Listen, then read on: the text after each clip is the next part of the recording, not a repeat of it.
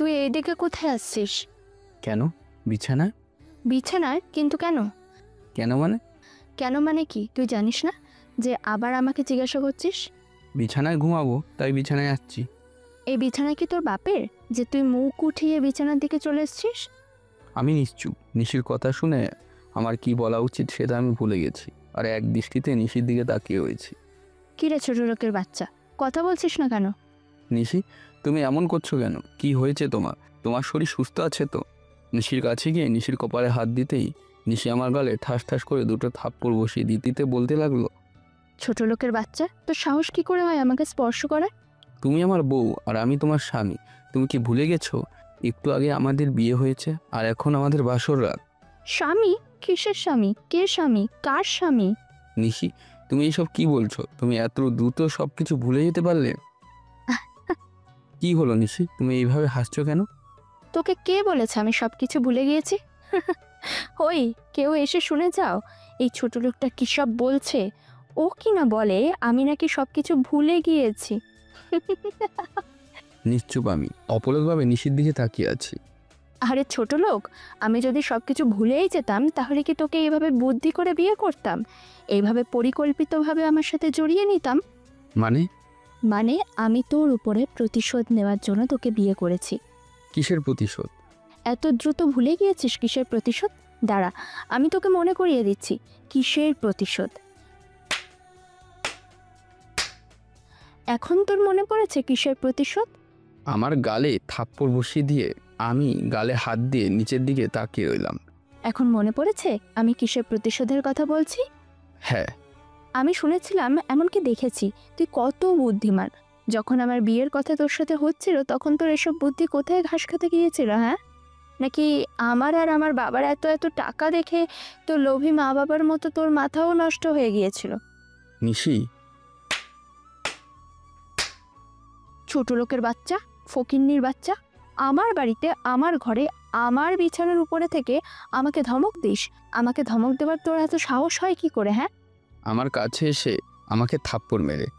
নিশি, তোমার সাথে যা করেছি আমি তার জন্য যদি আমার শাস্তি দিতে হয় তাহলে আমাকে দাও, কিন্তু আমার মা বাবাকে নিয়ে খারাপ কিছু বলবে না। আমি তো খারাপ কিছু বলিনি, শুধু সত্যি কথা বলছি। না করতে পারবি? তুই ফকিন্নি না? তোর বাপ ফকিন্নি না? তুই ছোট লোকের ছেলে না? নিশি, শেষবারের মতন বলছি, যা বলার আমাকে বলো। যদি আর একবারও তুই আমার মা বাবা নিয়ে কিছু বলেছিস তাহলে কিন্তু। তাহলে কিন্তু কি? বল, কি করবি তুই? তুই ভুলে যাস না তুই এখন আমার বাড়িতে রয়েছিস। শুধু তুই কেন, তোর সম্পূর্ণ পরিবার এখন আমার বাড়িতে রয়েছিস। একে পরিষ্কারভাবে কি বলে জানিস? একে পরিষ্কারভাবে বলে তুই আর তোর ফকিন্নি পরিবার আমার টাকার বাড়িতে রাস্তার কুকুরের মতো করে রয়েছিস। শুধু তাই নয়, কুকুরদের মানুষ যেমন রুটি টুকরো ছেড়ে খাওয়ায়, তেমনি আমি তোর আর তোর সম্পূর্ণ পরিবার আমার দেওয়া টাকার টুকরোতে চলছিস। একটা কথা তুই কান খুলে শুনে রাখ, ভুলেও যদি আমার ক্ষতি করার চেষ্টা করেছিস বা আমার সাথে উঁচু গলায় কথা বলার চেষ্টা করেছিস, তাহলে এখন এই মুহূর্তে আমি তোকে আর ওই ফকিন্নি পরিবারকে আমার বাড়ি থেকে লাথি দিয়ে বের করে দেব। নিশির কথা শুনে আমার চোখ বেয়ে পানি পড়তে লাগলো, কারণ আমি ছোটবেলা থেকে চেষ্টা করেছি কখনো আমার জন্য আমার পরিবার যাতে ছোট না হয়। এর আগ পর্যন্ত আমি সফল হয়েছি, কিন্তু আজকে আমার সেই পরিবারকে আমারই জন্য খারাপ কথা শুনতে হচ্ছে। এটা আমি মেনে নিতে পারছি না, তাই না চাইতেই আমার চোখ দিয়ে পানি পড়তে লাগলো।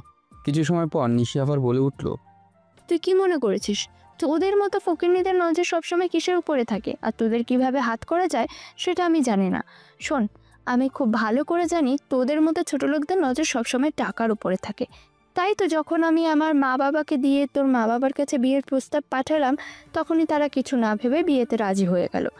এত সহজে তারা রাজি হয়ে যাবার কারণে আমার জন্যই ভালো হয়েছে, না হলে তোকে বিয়ে করার জন্য আমার অন্য পথ অবলম্বন করতে হতো। আর হ্যাঁ, ভুলেও ভাবিস না তোকে আমি ভালোবাসি। তোকে দেখে আমি মুগ্ধ হয়ে গিয়েছি, তাই তোকে বিয়ে করার জন্য আমি এত উঠে পড়ে লেগেছিলাম। তুই যদি এমন কিছু ভেবে থাকিস তাহলে তুই তোর জীবনের সবচেয়ে বড় ভুল করছিস। তোকে আমি বিয়ে করেছি শুধু আর শুধুমাত্র প্রতিশোধ নেওয়ার জন্য। সেই দিন তুই আমার সাথে যা করেছিস তার প্রতিটা কাজের হিসাব আমি তোর জীবনের নরক বানিয়ে নেব। তার সাথে তোকে আমি বুঝিয়ে দেবো এই নিশি কী জিনিস। নিশি রাগী কণ্ঠে বলে আমার দিকে চোখ বড় বড় করে তাকিয়ে রইল। ভেবেছিলাম নিশি এখন সব কিছু শেষ করে দেবে আর বাকিটা রাত শান্তিতে কাটাতে দেবে, কিন্তু না, আমি ভুল ছিলাম। কারণ এরপর নিশি এমন কিছু বলল যা শুনে আমার নিশির উপরে ঘৃণা হতে লাগলো। আর আর তুই কি জানি বললি? তুই আমার স্বামী, তাই না? তোর কোনো যোগ্যতা আছে এই নিশি চৌধুরীর স্বামী হবার? আমি একদিনে যত টাকা খরচ করি তত তোর ওই ফকিন্নি পরিবার 1 মাসে দেখতে পারে কিনা সন্দেহ। আর আমার এক প্রজেক্টের ফলে যতটা আয় হয় সেই সবের কথা না হয় নাই বা বললাম।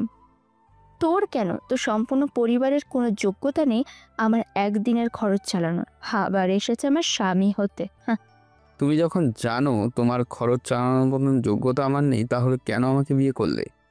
ওই যে বললাম, তোর উপরে প্রতিশোধ নেওয়ার জন্য। প্রতিশোধ নেওয়ার জন্য? এভাবে আমার জীবনটাকে নষ্ট করার কি প্রয়োজন ছিল? এখনো তো আমি কিছুই করিনি, সামনে দেখ তোর সাথে আমি কি কি করি। তোমার যা কিছু দরকার দয়া করে আমার সাথে করো, কিন্তু আমার পরিবারের সাথে কিচ্ছু করো না। ওদের তো কোনো দোষ নেই। দোষ গুণের হিসাবে নিশি চৌধুরী রাখে না। আমার পথে যে বাধা হতে আসবে আমি তার জীবন নরক বানিয়ে দেবো, নরক। হোক সেটা তোর মা বাবা বা তোর ছোট বোন। নিশি উক্ত কথা বলে তার বিছানায় বসে পড়ল। তার সাথে নিশির মুখ থেকে এইসব শুনে আমিও তার বিছানায় বসে পড়লাম। সেই সাথে আমার জন্য আমার মা বাবাও, বিশেষ করে ছোট বোনের উপর আগামী দিন যেসব বিপদ আসতে চলেছে সেই সব নিয়ে ভাবতে লাগলাম। আমি যখন আমার ভাবনায় তলিয়ে গেছি, ঠিক সেই সময় আমার পিঠে ধূপ করে একটা লাথি পড়ল।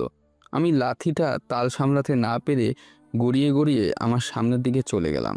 এক পর্যায়ে আমার মাথার সামনে থাকা দেওয়ালে গিয়ে লাগে, যার ফলস্বরূপ আমি ব্যথায় কুঁকিয়ে উঠি এবং আমার মুখ থেকে আহ করে মৃদু আর্তনাদ বের হয়। হঠাৎ লাথি খাওয়াতে এবং হঠাৎ করেই দেওয়ালের সাথে বাড়ি খাওয়ার কারণে আমার মাথা একটু সময়ের জন্য ঝিম মেরে যায়। যতক্ষণে মাথা নিচু করি ততক্ষণ অনুভব করি আমার কপাল ভিজে উঠতে শুরু করে দিয়েছে, বা জলরাশি কপালে সে জমা হচ্ছে। পরিশেষে যখন কপালে হাত দিয়ে সেই জলরাশি স্পর্শ করে হাত সামলে আনলাম, তখন বুঝতে পারলাম সেগুলো জলরাশি নয়, বরং রক্ত। যার মানে দেওয়াল ও বাড়ি লাগার কারণে আমার কপাল ফেটে রক্ত বের হচ্ছে। আমি আর কোনো উপায় না পেয়ে সেই ফাটা জায়গায় হাত দিয়ে চেপে ধরে রক্ত বন্ধ করার চেষ্টা করতে লাগলাম। আমি যেই কপালে হাত দিয়ে পেছনের দিকে ঘুরলাম, সেই সময় নিশি আমার দিকে তাকিয়ে বলতে শুরু করে দিল, ফকিন্নির বাচ্চা, তোর কোনো যোগ্যতা আছে আমার এই বিছানায় বসার, যে তুই আমার বিছানায় বসতে এসছিস? কুত্তার বাচ্চা, জানিস আমার এই বিছানার দাম কত? তোর মতো ফকিন্নির বাচ্চাকে বিক্রি করে দিলেও আমার এই বিছানার দাম উঠবে না।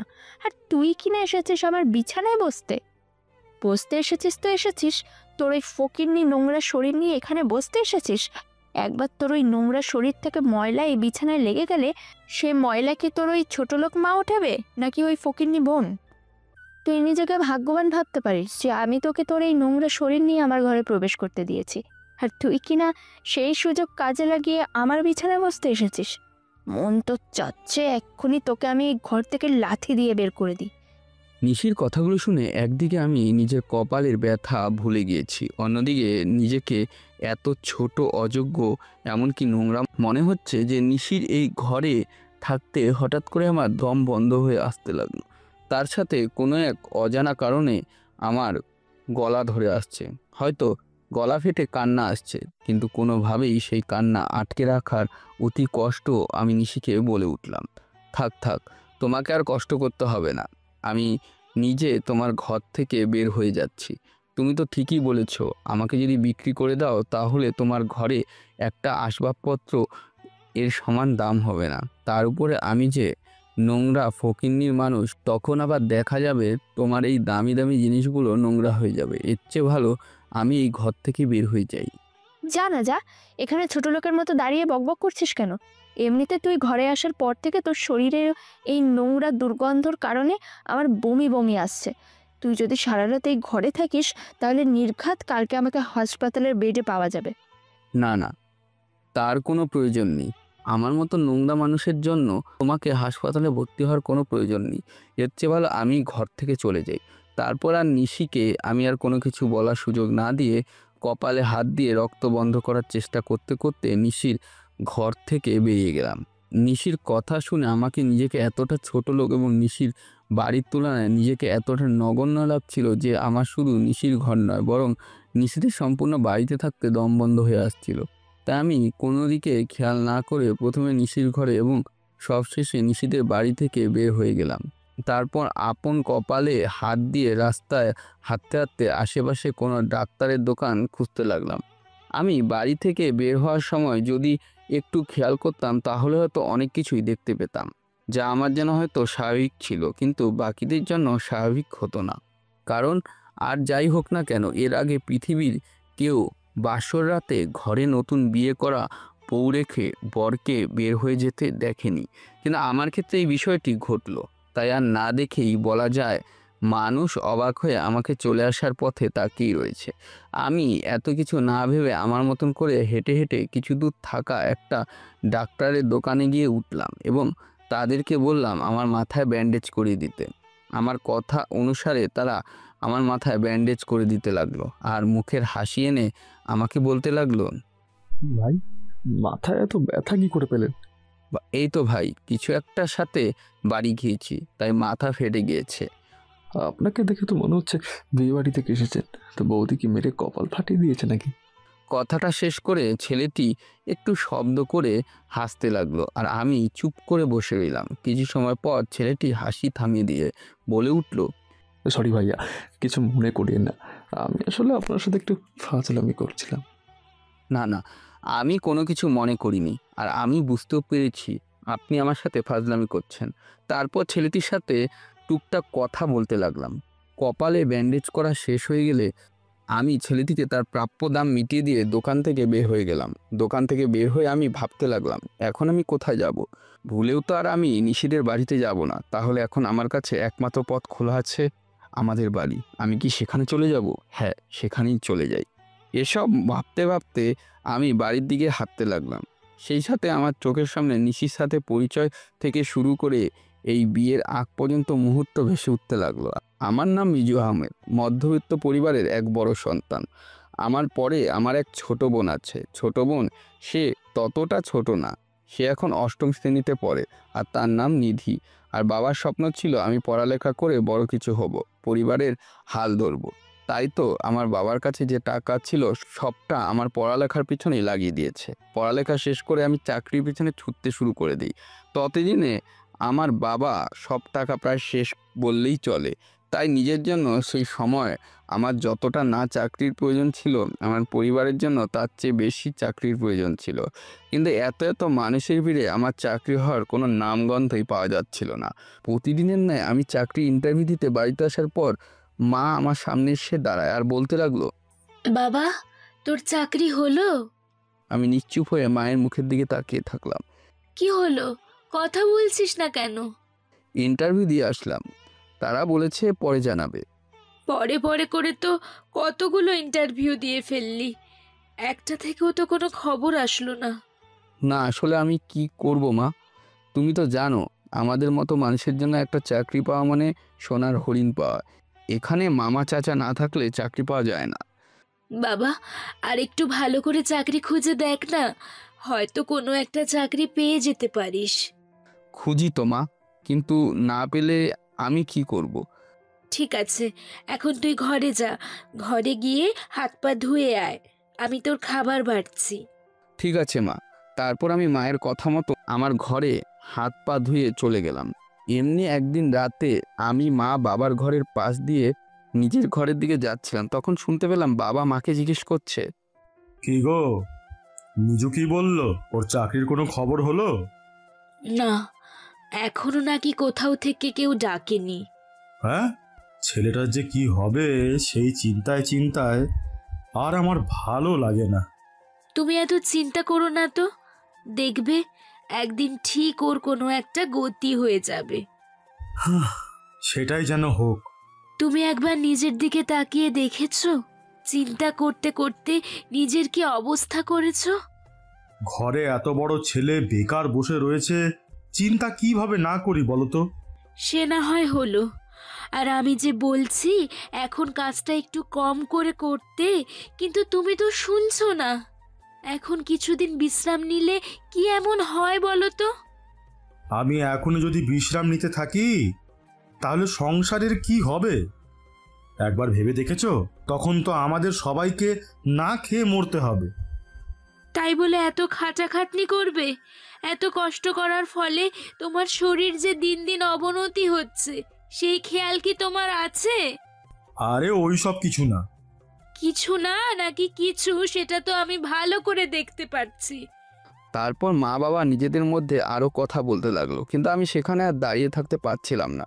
তাই অনেকটা বাধ্য হয়ে আমি সেখান থেকে নিজের ঘরে চলে আসি। বাবার মুখে এই কথা শুনে নিজের ভেতরে অজানা কারণে একটা অপরাধ বোধ এবং খারাপ লাগা এসে ভিড় করছিল। যদি আর কিছু সময় এখানে থাকতাম তাহলে হয়তো সেখানে দাঁড়িয়ে কান্না করে দিতাম। তাই কান্না করার আগেই ঘরে চলে আসলাম। সেই সাথে সিদ্ধান্ত নিলাম আগামীকাল আমার যে ইন্টারভিউ আছে সেই ইন্টারভিউয়ে যেভাবেই হোক ভালো করে চাকরিটা নিজের করে নিতে হবে। এই সব ভেবে সেদিনের মতন ঘুমিয়ে পড়লাম এবং পরের দিন সকালে যথারীতি তৈরি হয়ে মায়ের আশীর্বাদ নিয়ে অফিসের উদ্দেশ্যে বের হলাম। কিন্তু রাস্তায় নেমে বিপদে পড়ে গেলাম, কারণ কোথাও কোনো রিক্সা পাচ্ছিলাম না। এইদিকে ইন্টারভিউয়ের জন্য দেরি হয়ে যাচ্ছিল। তাই অনেকটা বাধ্য হয়ে আমি অফিসের দিকে হেঁটে যেতে লাগলাম। আর হেঁটে যাওয়াটাই আমার জীবনের কাল হয়ে গেল, কারণ তারপর আমার সাথে এমন কিছু ঘটলো যার কারণে আজকে আমার এত বড় অপমানের সম্মুখীন হতে হলো। বাড়ি থেকে অফিসের দিকে অনেকটা পথ যাওয়ার পরে আমি দেখতে পেলাম একটা জায়গায় মানুষ গোল হয়ে দাঁড়িয়ে কিছু একটা দেখছে। আমার যেহেতু সেই দিক দিয়ে এগিয়ে যেতে হবে তাই আমি এগিয়ে গেলাম আর একটা সময় সেই ভিড়ের ভেতরে ঢুকে গেলাম। তারপর আমি দেখতে পেলাম একটা সাদা গাড়ি দাঁড়িয়ে রয়েছে এবং তার পাশে একটি মেয়ে দাঁড়িয়ে রয়েছে। তাদের ঠিক সামনে একজন বৃদ্ধ মানুষ দাঁড়িয়ে রয়েছে, তার পাশে একটি রিক্সা দাঁড়িয়ে রয়েছে। সেখান থেকে স্পষ্ট বোঝা যায় বৃদ্ধ লোকটি একজন রিক্সা চালক। রিক্সা চালকের সাথে তার সামনে দাঁড়িয়ে থাকা মেয়েটি তর্ক বিতর্ক করছে, আর সেই ঘটনা বাকি সবাই চুপ করে দাঁড়িয়ে দেখছে। যেই মেয়েটি তর্ক বিতর্ক করছে তার চেহারা সুন্দর। শুধু সুন্দর বললে ভুল হবে, বরং বলা উচিত সেই মেয়ের চেহারা অনেক বেশি সুন্দর, কিন্তু প্রথম দেখায় প্রেমে পড়ে যাওয়ার মতন। কিন্তু মেয়েটির আচার আচরণ নিম পাতার মতন তিক্তর চেয়েও যেন বেশি। ওনাদের মধ্যে কি হয়েছে সেটা আরও ভালো করে জানার জন্য আমি আর পাশে থাকা একজনকে জিজ্ঞেস করলাম, ভাই এখানে কি হয়েছে? সবাই এত ভিড় করছে কেন? আপনি সামনে দাঁড়িয়ে থাকা ওই রিক্সা চালক এবং মেয়েটিকে দেখতে পাচ্ছেন? জি পাচ্ছি। মেয়েটি নাকি তার গাড়ি নিয়ে যাচ্ছিল, তখন ভুল করে মেয়েটির গাড়ির সামনে বৃদ্ধ রিক্সা চালক তার রিক্সা নিয়ে চলে আসে। রিক্সায় দুইটা মোটা মোটা যাত্রী থাকায় বৃদ্ধ রিক্সা চালকের রিক্সা টানতে খুবই কষ্ট হচ্ছিল। তাই রিক্সা চালক ধীরে ধীরে রিক্সা চালাচ্ছিল, আর এইদিকে মেয়েটি দেরি হয়ে যাচ্ছিল। তাই মেয়েটি গাড়িতে বসে কয়েকবার হর্ন দিয়েছিল। রাস্তায় জায়গা না থাকার কারণে রিক্সা সরিয়ে নিতে পারছিল না, আর না পারছিল একটি দ্রুত চালিয়ে সামনে এগিয়ে নিয়ে যেতে। অন্যদিক দিয়ে গাড়ি চলে আসার ফলে ওভারটেক করে গাড়ি নিয়ে যেতে পারছিল না। তাই এখন গাড়ি থেকে বের হয়ে রিক্সা চালককে যা নয় তাই বলছে। লোকটির মুখ থেকে এইসব শব্দ শুনে রিক্সা চালকের জন্য আমার খারাপ লাগলো। এইদিকে মেয়েটি রিক্সা চালককে উদ্দেশ্য করে বলছে, ওই ছোট লোকের বাচ্চা, তোকে আমি সে কখন থেকে তোর এই ভাঙা রিক্সা রাস্তা থেকে সরিয়ে নিতে বলছি, তোর কানে যায় না? মামুনি, রাস্তায় তো আর জায়গা নেই, তাহলে আমি রিক্সা কিভাবে সারিয়ে নিব তুমিই বলো। মামনি কি? হ্যাঁ ওই মামনি কি? আমি কোন দিক দিয়ে তোর মেয়ে হই রে, ছোট লোকের বাচ্চা কোথাকার? তুই জানিস আমার বাবা কত বড় লোক? তোদের মতো ছোট লোকদের আমি আমার বাড়ির কাছে মানুষ করি না। তুমি তো আমার মেয়ের বয়সী, তাই তোমাকে আমি মামুনি বলে ডাকলাম। মেয়ের বয়সী, কিন্তু মেয়ে তো না। তাহলে কোন সাহসে তুই আমাকে মামনি বলে ডাকলি? সরি, আমার ভুল হয়ে গিয়েছে। যা, তোকে এবারের মতো মাফ করে দিলাম। এখন কথা না বাড়িয়ে চুপচাপ তোর এই ভাঙা রিক্সা রাস্তা থেকে সরিয়ে ফেল।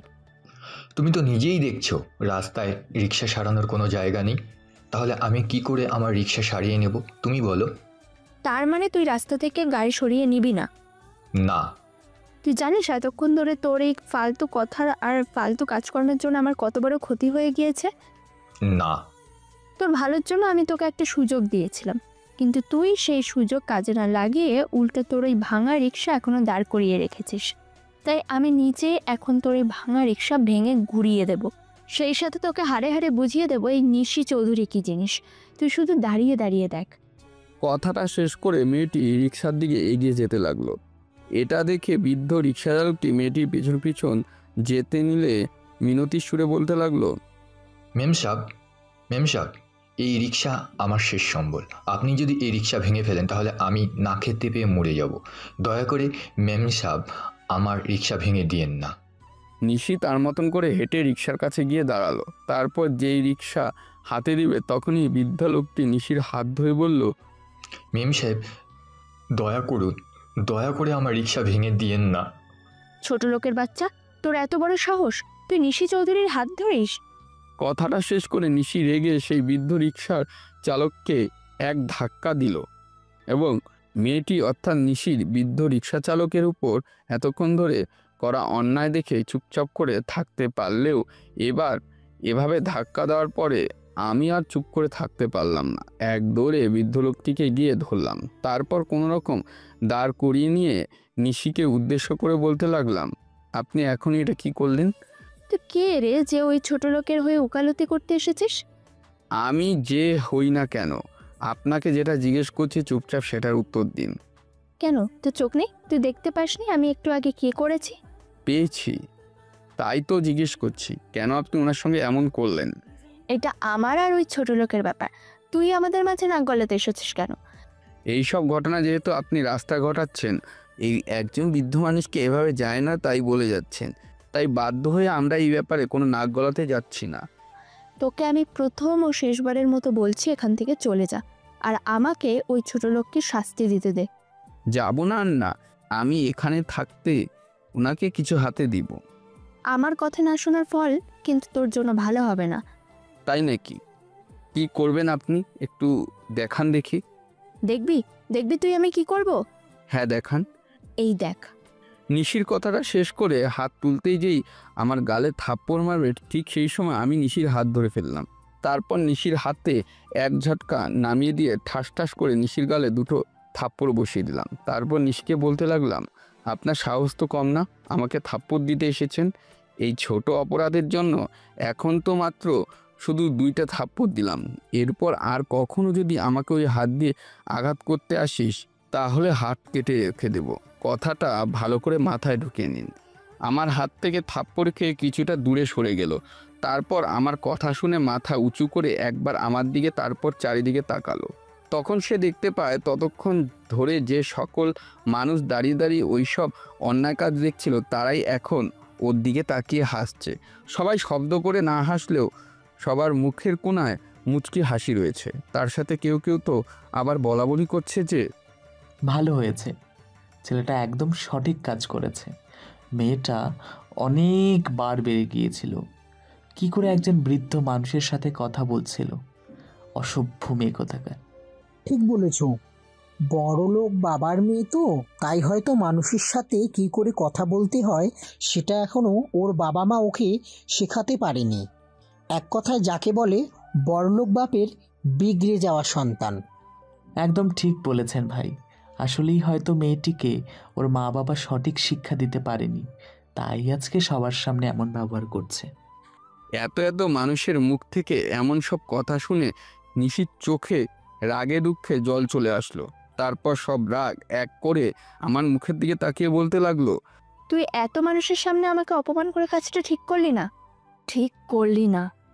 চোখের সামনে অন্যায় দেখলে ঠিক বেঠিকের হিসাব এই মিজু করে না। তুই আমার গায়ে হাত তুলেছিস, আমাকে এত মানুষের সামনে অপমান করেছিস, এই নিশি চৌধুরীর গায়ে হাত তুলেছিস তুই। এর ফল তোর জন্য ভালো হবে না, ভালো হবে না তোর জন্য, কথাটা মনে রাখিস। আরে যা যা, তোরা যা করার আমার সাথে কর পারলে, আমি তো দেখব তোর মতন একটা মেয়ে আমার কি করতে পারে। তুই শুধু একটু অপেক্ষা কর, আমি যদি তোর জীবন নরকের থেকে খারাপ না বানিয়ে দিয়েছি তাহলে আমার নামও আরোহী নিশি চৌধুরী না। কথাটা শেষ করে নিশি রাগে দু চোখ মুছতে মুছতে আমাদের সবার সামনে থেকে এক দৌড়ে গাড়ির ভিতর গিয়ে বসলো, আর তারপর গাড়ি নিয়ে সেখান থেকে চলে গেল। এদিকে নিশি যখন চলে যাচ্ছিল তখন সবাই নিশির চলে যাওয়ার পথের দিকে তাকিয়ে থাকে এবং সবশেষে বৃদ্ধ মানুষটি আমাকে উদ্দেশ্য করে বলে ওঠে, বাবা, তুমি শুধু শুধু আমাকে বাঁচাতে এসে ওই মেয়েটিকে এত কিছু বলতে গেলে কেন? এখন তো আমার জন্য মেয়েটি তোমার উপর প্রতিশোধ নেবে। কি যে বলেন না কাকা, ওই মেয়ে আমাকে পাবে কোথায় যে আমার উপরে প্রতিশোধ নিবে? তাছাড়া ওই মেয়ে যদি কিছু করার থাকতো তাহলে এতক্ষণে নিশ্চয়ই আমাকে কোনো না কোনো ক্ষতি করেই ফেলতো। তবুও বাবা, আমার কেন জানি মনে হচ্ছে ওই মেয়ে তোমার বড় কোনো ক্ষতি করবে, আর সবটাই হবে আমার জন্য। কাকা, আপনি কোনো চিন্তা করিয়েন না তো। ওই মেয়ে আমার কিচ্ছু করতে পারবে না। আপনি শুধু শুধু অযথা চিন্তা করছেন। তাই যেন হয় বাবা, তাই যেন হয়। জি কাকা, তাই হবে। এখন তাহলে আমি আসি, আপনি আপনার খেয়াল রাখেন। আচ্ছা বাবা, তুমিও তোমার খেয়াল রেখো। ঠিক আছে কাকা। তারপর আমি কাকার সাথে কথা বলা শেষ করে ওখান থেকে সরাসরি আমার ইন্টারভিউ অফিসে চলে গেলাম। অন্যদিকে নিশি সেই রাস্তা থেকে সরাসরি তার বাবার অফিসে চলে যায়। সেখানে গিয়ে নিজের ইচ্ছে মতন অফিসে থাকা জিনিসপত্রগুলো ভাঙচুর করতে শুরু করে দেয়। নিশির বাবা নিজের মেয়ের এত রাগ জিদ এবং সব কিছু ভাঙচুর করতে দেখে জিজ্ঞেস করে, কি হয়েছে মামনি, এমন করছিস কেন? এত রেগে রয়েছিস কেন? কেউ কি তোকে কিছু বলেছে? রাস্তায় কি কিছু হয়েছে নাকি? তোর মা তোকে কিছু বলেছে কোনটা? ওর কত বড় সাহস, ও আমাকে অপমান করে। ওর মতো ছোট লোক একটা আমাকে, নিশি চৌধুরীকে এত মানুষের সামনে অপমান করে। ছাড়বো না, ছাড়বো না আমি ওকে। কে মা? কে তোকে কি বলেছে একবার আমাকে বল। কে আমার মেয়েকে অপমান করেছে? কি হলো মা, বলো, কে তোকে কি বলেছে? নিশির বাবা এইবার বুঝে গিয়েছে তার মেয়ে এখন শুধু জিনিস ভাঙবে, তাই একবার কেন বারবার যদি এই প্রশ্ন জিজ্ঞাসা করা হয় তাহলে সে কোনো উত্তর দিবে না। তাই সে আর নিশিকে কিছু না বলে, কিছু না জিজ্ঞাসা করে চুপচাপ নিজের মতন নিজের চেয়ারে এসে বসে নিশির কাণ্ড দেখতে লাগলো। একটা সময় ভাঙচুর করে নিশি ক্লান্ত হয়ে গেল। তারপর যেমন তড়িঘড়ি করে দরজা দিয়ে ভেতরে এসেছিল তেমনি তড়িঘড়ি করে দরজা দিয়ে বের হয়ে যেতে লাগলো। এটা দেখে নিশির বাবা নিশিকে জিজ্ঞাসা করেন, কি হলো মা, কোথায় যাচ্ছিস? বাড়িতে। নিশি তার বাবাকে আর কিছু বলার সুযোগ না দিয়ে দরজা দিয়ে বের হয়ে গেল। তারপরে অনেকটা পথ যাওয়ার পরে হঠাৎ করে কিছু একটা দেখে সে দাঁড়িয়ে পড়ল এবং অজানা কারণে তার মুখ থেকে একটা মুচকি হাসি দেখা গেল, যার থেকে স্পষ্ট বোঝা যাচ্ছে এই হাসির পিছনে শয়তানি কিছু আছে। নিশির বাবার অফিস রুম থেকে কিছুটা পথ যাওয়ার পরেই ওয়েটিং রুম।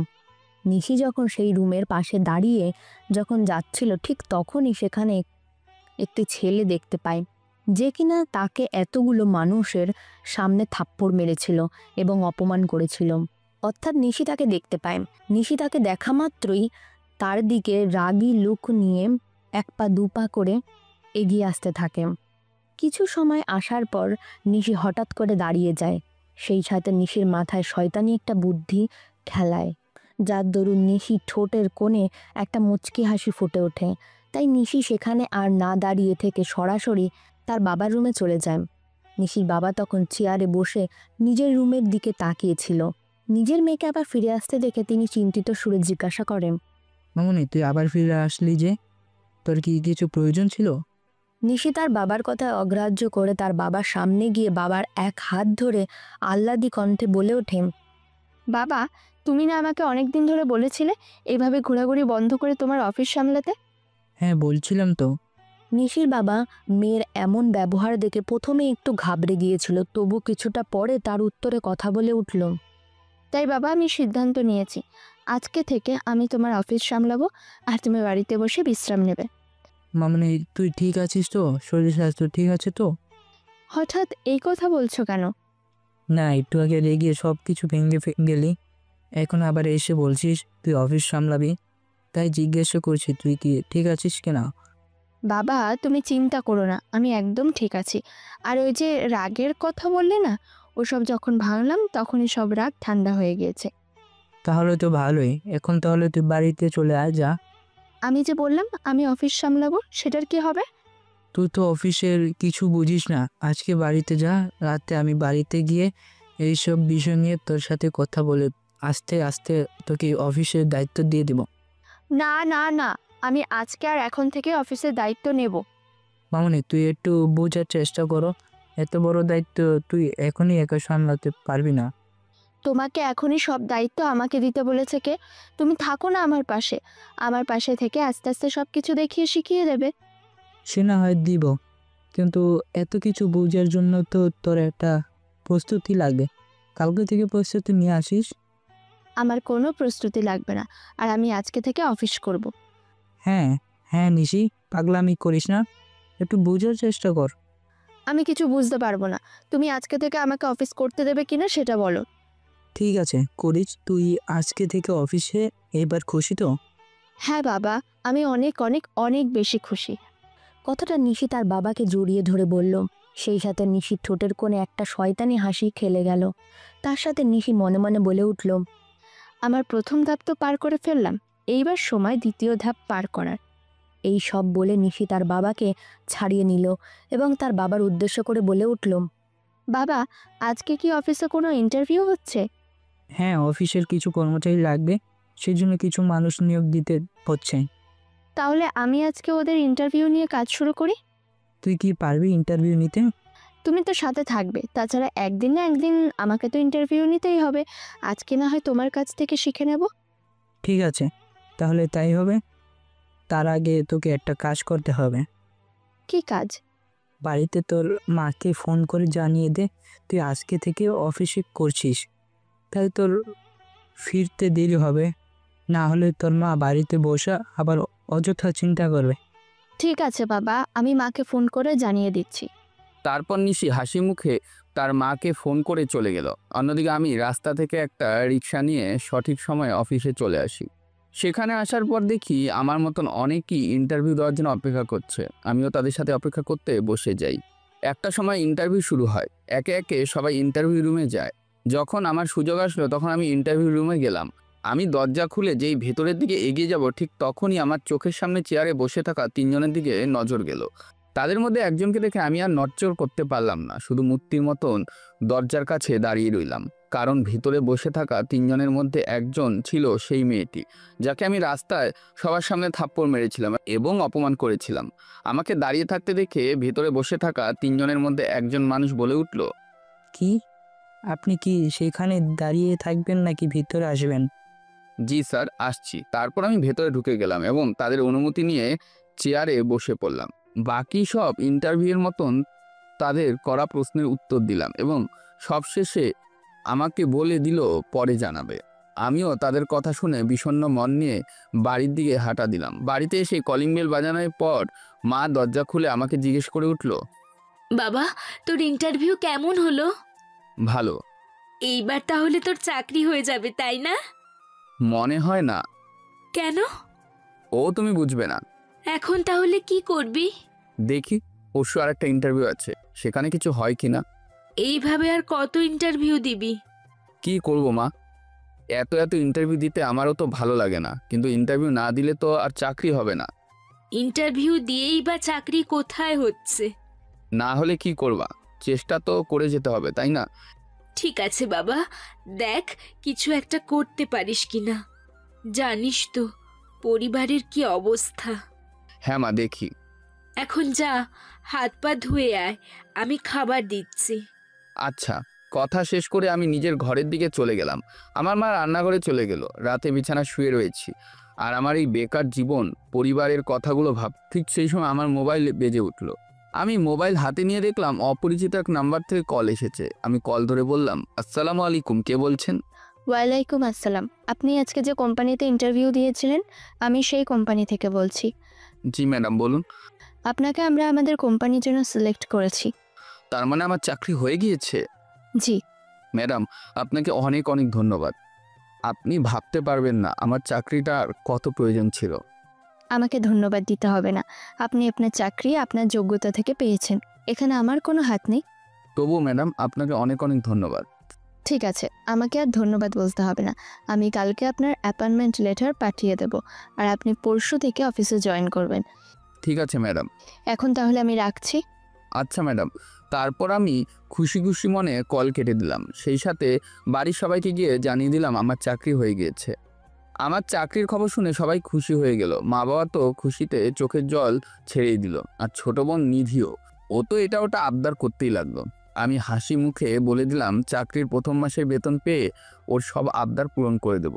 তারপর নিজের ঘরে এসে শুয়ে আল্লাহকে ডাকছি বিড়বিড় করে, আর বলতে লাগলাম, আল্লাহ, আমাকে চাকরি পাইয়ে দেওয়ার জন্য তোমাকে অনেক অনেক শুকরিয়া।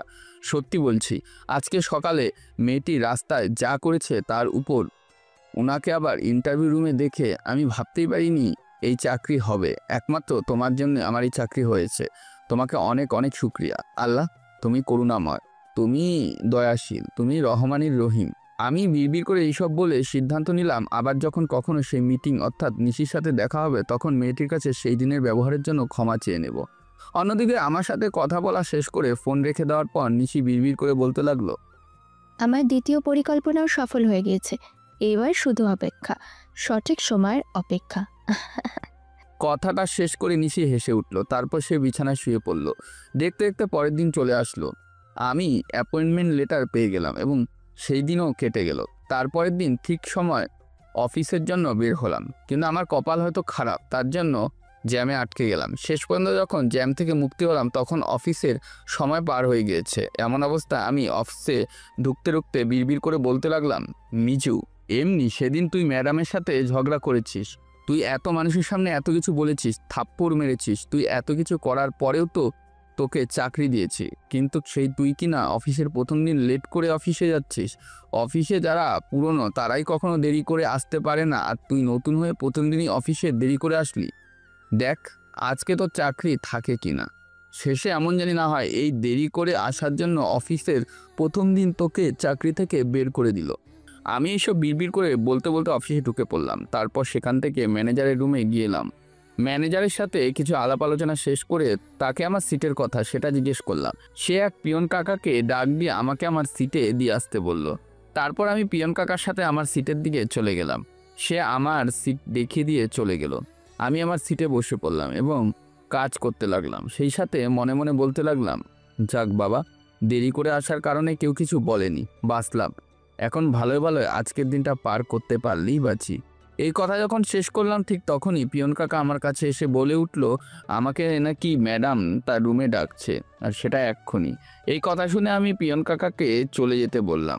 নিজে ম্যাডামের রুমের দিকে হাঁটতে হাঁটতে বিড়বিড় করে বলতে লাগলাম, প্রথম দিনই দেরি করে আসার পরেও কেউ কিছু বলে নাই দেখে খুব বেশি খুশি হচ্ছিস না? দেখ এইবার তোর খুশিতে ম্যাডাম জল ঢেলে দিল। শুধু তাই নয়, তোর এখন চাকরি নিয়েও টায়ারডাইন লেগে যাবে।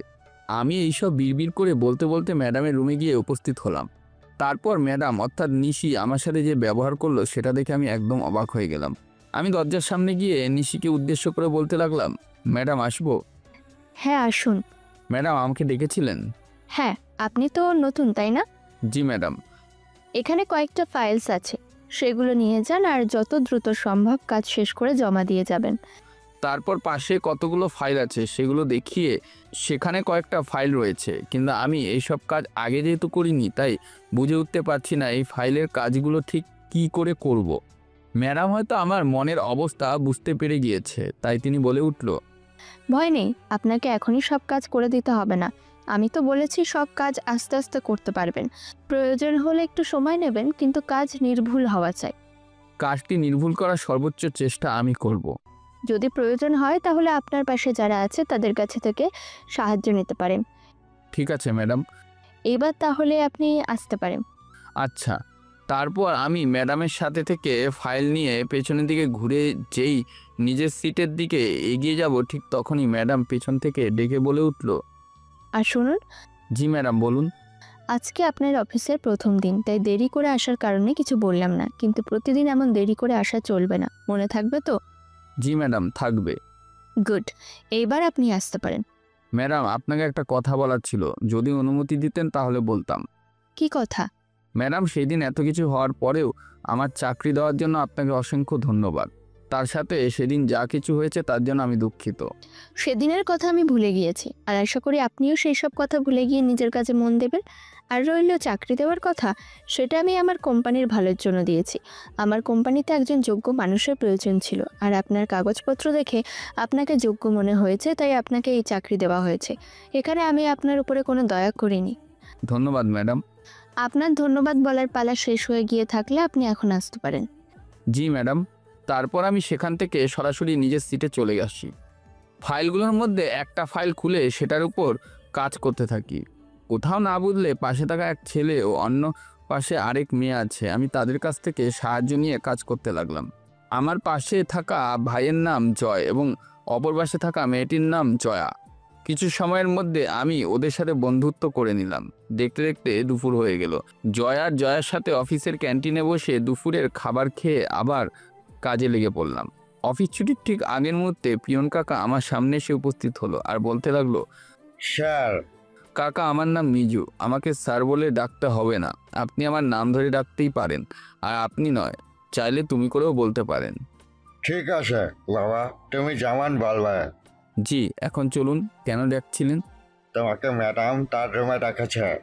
ঠিক আছে, আপনি যান, আমি ম্যাডামের রুমে যাচ্ছি। তারপর কাকা তার কাজে চলে গেল। সেই সাথে আমিও ভয় পেতে শুরু করে দিলাম, কারণ এই ফাইলের কাজ তখনও শেষ করতে পারিনি।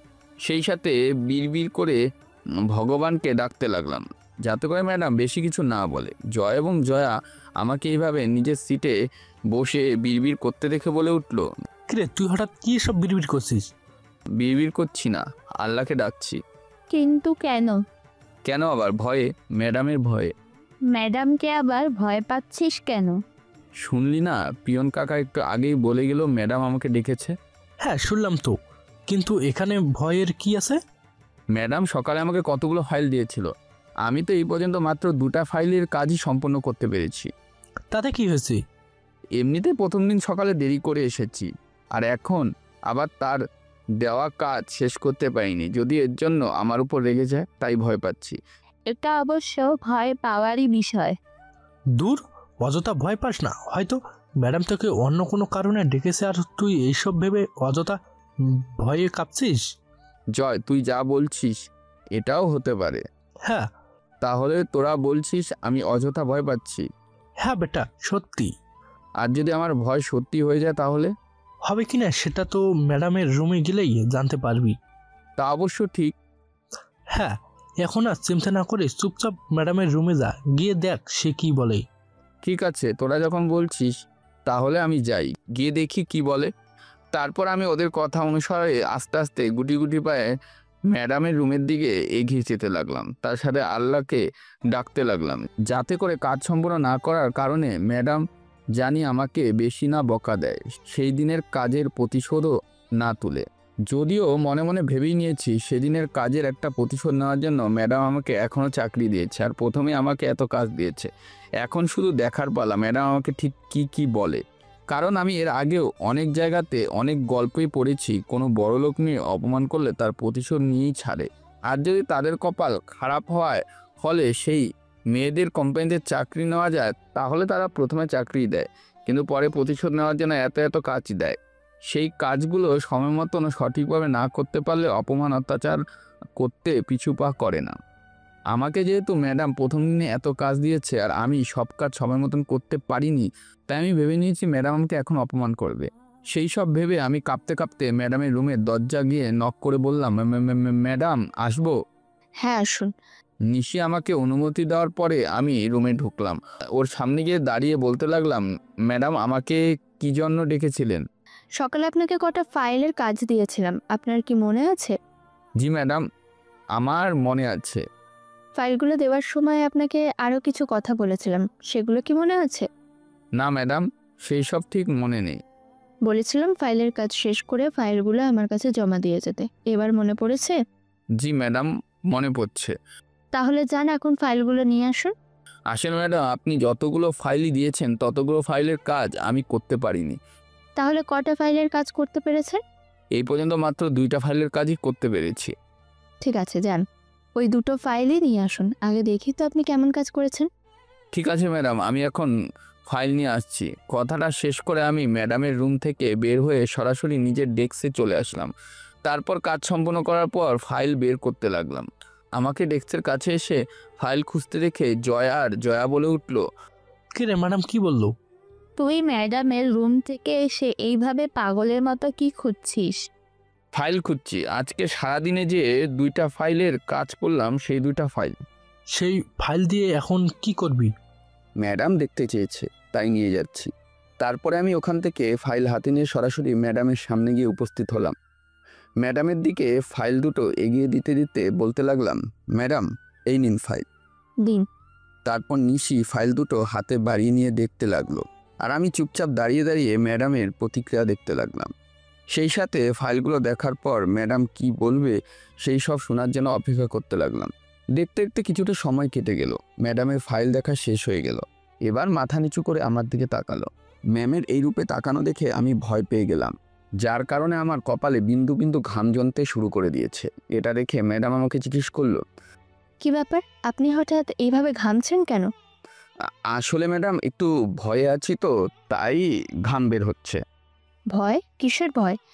জীবনে প্রথম এইসব কাজ করলাম, কেমন হয়েছে না হয়েছে সেই সব তো জানি না, তাই ভয় হচ্ছে। এত ভয় পাওয়ার কিছু হয়নি। আপনি যেসব কাজ করেছেন সেসব কাজ ভালো মতোই করেছেন। তার মানে আমার কাজে কোনো ভুল হয়নি? না, হয়নি। তো ফাইলের কাজগুলো কি আপনি একাই করেছেন? না ম্যাডাম, আমার পাশে দুইজন আছে, আমি ওনাদের থেকে সাহায্য নিয়ে তারপর করেছি। গুড। এইভাবে বাকি ফাইলের কাজ শেষ করে যত দ্রুত পারেন আমার কাছে এসে জমা দিয়ে যাবেন। ঠিক আছে ম্যাডাম।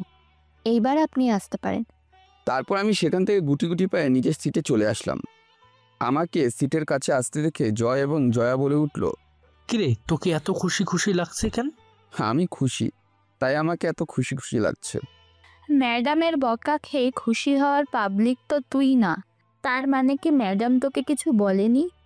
এই তো বুঝেছিস, ম্যাডাম আগে কিছুই বলেনি, উল্টো আমার কাজে খুশি হয়েছে। বলেছে যত দ্রুত সম্ভব বাকি ফাইলের কাজগুলো করে তার কাছে যত জমা দিয়ে আসি। দেখেছিস, আমি বলেছিলাম না ম্যাডাম তোকে কিছু বলবে না, তুই অযথা কি না কি ভেবে ভয় পাচ্ছিলি। জয়ের মুখ থেকে এই কথা শুনে আমি চুপ হয়ে গেলাম। সেই সাথে আমার মুখের সব হাসি উদা হয়ে গেল, কারণ এমন কিছু মাথায় চলে আসলো যে আমাকে ভাবতে বাধ্য করে দিল। আমি বরাবরই শুনে এসেছি বড়লোক মানুষদের ইগো অহংকার অনেক বেশি। কেউ যদি তাদের সেই ইগোতে আঘাত করে তাহলে ভুলেও তারা তাদের ছাড়ে না। তাদের কষ্ট দেওয়ার জন্য, তাদের উপরে প্রতিশোধ নেওয়ার জন্য জান প্রাণ লাগিয়ে দেয়, তবুও তাদের ছাড়ে না। আর সেখানে নিশি আমাকে এত সহজে ছেড়ে দিল, আমাকে চাকরি দিল, তার সাথে আবার কিছু বললও না। এটা কেন জানি না আমি হজম করতে পারছি না। আমাকে এইভাবে ভাবনায় ডুবে থাকতে দেখে জয় বলে উঠল, কিরে মিজু, কোথায় হারিয়ে গেলি? না না না, কোনো জায়গায় না। তুই তো আশাই ছিলি ম্যাডাম তোকে বকা দিবি, তুই সেই সব মাথা নিচু করে শুনবি, কিন্তু সে হলো না যেহেতু, তাহলে খারাপ লাগতেই পারে। দূর, তুই কী সব যাতা বলছিস? যাতা না রে, আমি সব সত্যি বলছি। সত্যি না, তোর মাথা।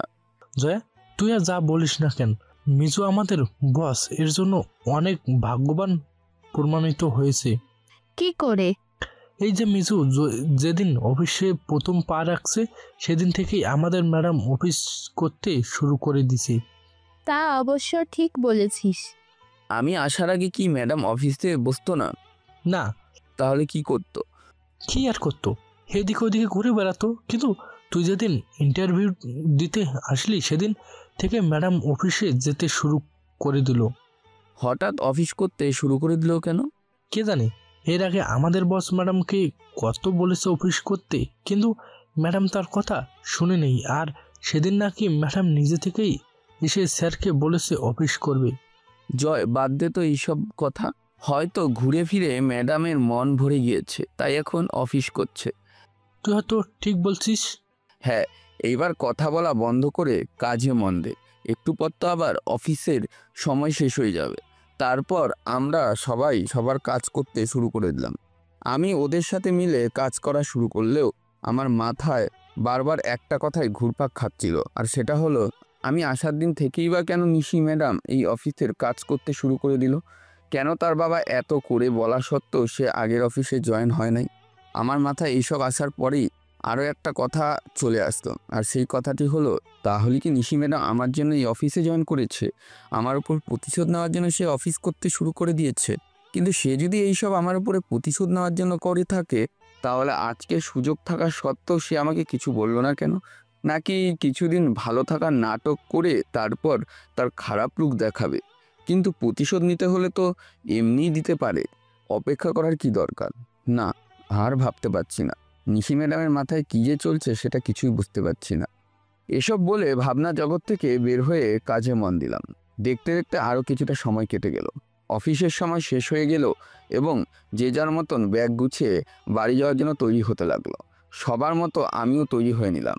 তারপর যেই নিজের সিট থেকে বের হয়ে বাড়ির উদ্দেশ্যে রওনা দিব, ঠিক তখনই পিয়ন কাকা আমার সামনে এসে বলতে লাগলো, মিজু বাবা, তোমাকে ম্যানেজার স্যার তার রুমে ডেকেছে। ঠিক আছে, আপনি যান, আমি স্যারের রুমে যাচ্ছি। তারপর পিয়ন কাকা চলে গেল। আমার পাশ থেকে জয় এবং জয়া বলে উঠল, কি ব্যাপার মিজু, তোকে হঠাৎ ম্যানেজার স্যার ডাকছে কেন? জানি না রে। এখানে দাঁড়িয়ে দাঁড়িয়ে কথা না বলে চল স্যারের কাছে যাই। হ্যাঁ তাই, চল। তারপর তিনজনে মিলে ম্যানেজারের সাথে রুমের দিকে এগিয়ে যেতে লাগলাম। স্যারের রুমের সামনে এসে জয়া বলে উঠল, তুই ভেতরে গিয়ে দেখ স্যার কি বলে, আর আমরা এখানে তোর জন্য অপেক্ষা করি। তারপরে তুই ফিরলে একসাথে অফিসে যাব। ঠিক আছে, তোরা তাহলে দাঁড়া। তারপর আমি ওদের সেখানে দাঁড় করিয়ে রেখে ম্যানেজার স্যারের অনুমতি নিয়ে স্যারের রুমে ঢুকলাম আর বলতে লাগলাম, স্যার আমাকে ডেকেছিলেন? হ্যাঁ মিজু, তা তোমার অফিসের প্রথম দিন কেমন কাটলো? জি স্যার, ভালো। আচ্ছা, এখন তাহলে এখানে একটা সাইন করে দাও দেখি। স্যার একটা রেজিস্টার খাতা আমার দিকে এগিয়ে দিয়ে উপরোক্ত কথাটি বলল। আমি খাতাটি দেখে স্যারকে উদ্দেশ্য করে বললাম, স্যার এটা কিসের খাতা, আর এখানে সই করতে হবে কেন? এইটা অফিসের কর্মচারীদের বেতনের খাতা। তাদের বেতন দেওয়ার পরে আমরা তাদের থেকে এখানে একটা সাইন নিয়ে রাখি। কিন্তু স্যার আমি তো আজকেই প্রথম অফিসে জয়েন করলাম, আর আমার কাজের 1 মাসও হয়নি, তাহলে এই বেতন সাইনের কথা আসছে কেন? প্রতি উত্তরে স্যার আমাকে যা বলল সেটা শুনে আমি অবাক না হয়ে পারলাম না। আমার কথা শুনে ম্যানেজার স্যার বলে উঠল, আমি জানি তুমি আজকেই জয়েন করেছো, আর তোমার চাকরির 1 মাস এখনো হয়নি। তাহলে এই যে বেতন আর সাইন এইসব কিসের জন্য? এইসব ম্যাডাম বলেছে সেই জন্য। মানে আমি ঠিক বুঝতে পারলাম না। মানে আমাদের নিশি ম্যাডাম, সে বলেছে তোমাকে তোমার হাফ বেতন আজকে দিয়ে দিতে, আর বাকিটা মাস শেষ হওয়ার পরে। কিন্তু কেন? কেন তা তো আমি জানি না, উনি আমাকে বললো তাই আমি তোমাকে দিচ্ছি। তাছাড়া আমি মনে করি এই হাফ বেতন পাওয়ার পরে তোমারই ভালো হয়েছে, কারণ পরিবারের খরচ হয়ে যাবে। ম্যানেজার স্যারের কথা শুনে আমার চোখের সামনে সেদিনের মা বাবার কথা বলার দৃশ্য ভেসে উঠল। সেই সাথে নিধির ছোট ছোট আবদার, মা বাবার পরনে থাকা পুরনো কাপড়, এইসব ভেসে উঠতে লাগলো। আমার এইসব ভাবনার মাঝে স্যার বলে উঠল, কি ভাবলে? হাফ বেতন এখনই নিবে নাকি একবারে মাস শেষে ফুল বেতন নিবে? না না স্যার, আপনি বরং এখনই আমার হাফ বেতন দিয়ে দিন। ঠিক আছে, তাহলে এখানে একটা সাইন করো। আচ্ছা। তারপর ম্যানেজার স্যারের দেখানো জায়গায় আমি একটা সাইন করে দিলাম। তারপর আমি ম্যানেজার স্যারের রুম থেকে টাকা গণনা করতে করতে বেরিয়ে গেলাম। আমি মোট টাকা গণনা করে দেখলাম সেখানে 10,000 টাকা রয়েছে। আমার 1 মাসের বেতন 20,000 টাকা, সেই হিসাবে অর্ধেক টাকা রয়েছে। আমি স্যারের রুম থেকে বের হওয়ার পর জয় এবং জয়াকে বলে উঠলাম, মিজু তোকে ম্যানেজার স্যার ডাকে কেন রে? আমারে হাফ বেতন দিচ্ছে। হঠাৎ মাসের শুরুতেই হাফ বেতন দিয়ে দিল কেন? সেটা তো জানি না, স্যার শুধু বলল নিশি ম্যাডাম নাকি তাকে বলেছে আমার হাফ বেতন আজকেই দিয়ে দিতে। বাহ বাহ, ম্যাডাম দেখি তোর জন্য অনেক চিন্তা করে। ম্যাডাম আমার জন্য চিন্তা করবেন কেন? চিন্তা যদি না করতো তাহলে কি তোকে অফিসের প্রথম দিনেই হাফ বেতন দিয়ে দিত নাকি? দূর, তোরা উল্টাপাল্টা ভাবছিস। এটা হয়তো অফিসের নিয়ম, তাই ম্যাডাম আমাকে অগ্রিম বেতন দিল। কোথায়? আমাদের তো কোনোদিন অগ্রিম বেতন দেওয়া হয়নি, আর না শুনেছি অন্য কাউকে অগ্রিম বেতন দিয়েছে। তাহা জয়া তুই শুনছিলি নাকি রে? না রে, আমিও তো এমন কিছু শুনিনি। তাহলে এর অর্থ কি দাঁড়ায় বুঝতে পারছিস তো? এর অর্থ আবার কি দাঁড়ায়? এর অর্থ দাঁড়ায় আমাদের এই ভোলা ভালা দোষ আগে থেকে ম্যাডামের পরিচিত, হয়তো দুজন একে অপরকে পছন্দ করে। দূর, তোরা কী সব যাতা বলছিস? যাতা নাকি সত্যি কথা বলছি সেটা তো সময়ই বলে দিবি। ঠিক আছে ঠিক আছে, যখন বলবে তখন দেখা যাবে। এখন চল, মার্কেটে যেতে হবে। মা বাবা আর বোনের জন্য কিছু শপিং করতে হবে। তুই শপিং করবি, এখানে আমরা গিয়ে কি করব? তোরা যে পাবলিক, আমার থেকে কিট না নিয়ে তো ছাড়বি না, তাই প্রথমে আমার সাথে শপিং করবি, তারপরে ছোটোখাটো একটা টিট নিয়ে বাড়িতে চলে যাবি। মামা তুমি দেখি আমাদের অভ্যাস একদিনই বুঝে গিয়েছো। হ্যাঁ হ্যাঁ বুঝেছি, এখন এখানে দাঁড়িয়ে বকবক না করে আমার সাথে চল। তারপর আমরা সেখান থেকে মার্কেটের উদ্দেশ্যে রওনা দিলাম। অন্যদিকে নিশি তার রুমে এসে আমার পাশে দাঁড়িয়ে সবটা দেখছিল। আমরা সেখান থেকে বের হয়ে আসার পর নিশি তার জায়গা থেকে বের হয়ে এসে বিড়বিড় করতে করতে বলতে লাগলো, তুই খুব চালাক তাই না? একদিনেই মানুষের মুখ দেখে বলে দিতে পারিস সে কেমন, তার মনে কি চলছে। দেখি তাহলে এখন তোর এই চালাকি ঠিক কোন জায়গায় পর্যন্ত যায়। আমি তারপর নিশি সেখান থেকে একটা রেস্টুরেন্টে চলে যাই। সেখানে তার বান্ধবী নীলিমা বসে রয়েছে। নিশি নীলিমার সাথে কিছু কথা বলে এক পর্যায়ে ম্যানেজারকে ফোন দিয়ে জিজ্ঞেস করে, আপনি কি ওকে টাকা দিয়ে দিয়েছেন? জি ম্যাডাম। টাকা দেওয়ার পরে কিছু বলেনি?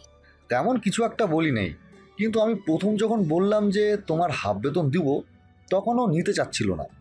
বলল আজকে তার অফিসের প্রথম, এখনো মাস শেষ হয় নাই, তাহলে হাফ বেতন এখনই কেন, এইসব জিজ্ঞাসা করছিল। ও আচ্ছা, তা হাফ বেতন কি পড়ে গিয়েছে? জি ম্যাডাম, নিয়েছে। আমি যখন বললাম আপনি ওকে হাফ বেতন দিতে বলেছেন, তখন কি একটা ভাবলো, তারপর বেতন নিয়ে গেছে। ঠিক আছে, এখন তাহলে আমি রাখি। তারপরে নিশি কল কেটে আবার নীলিমার সাথে কথা বলার যোগ দেয়।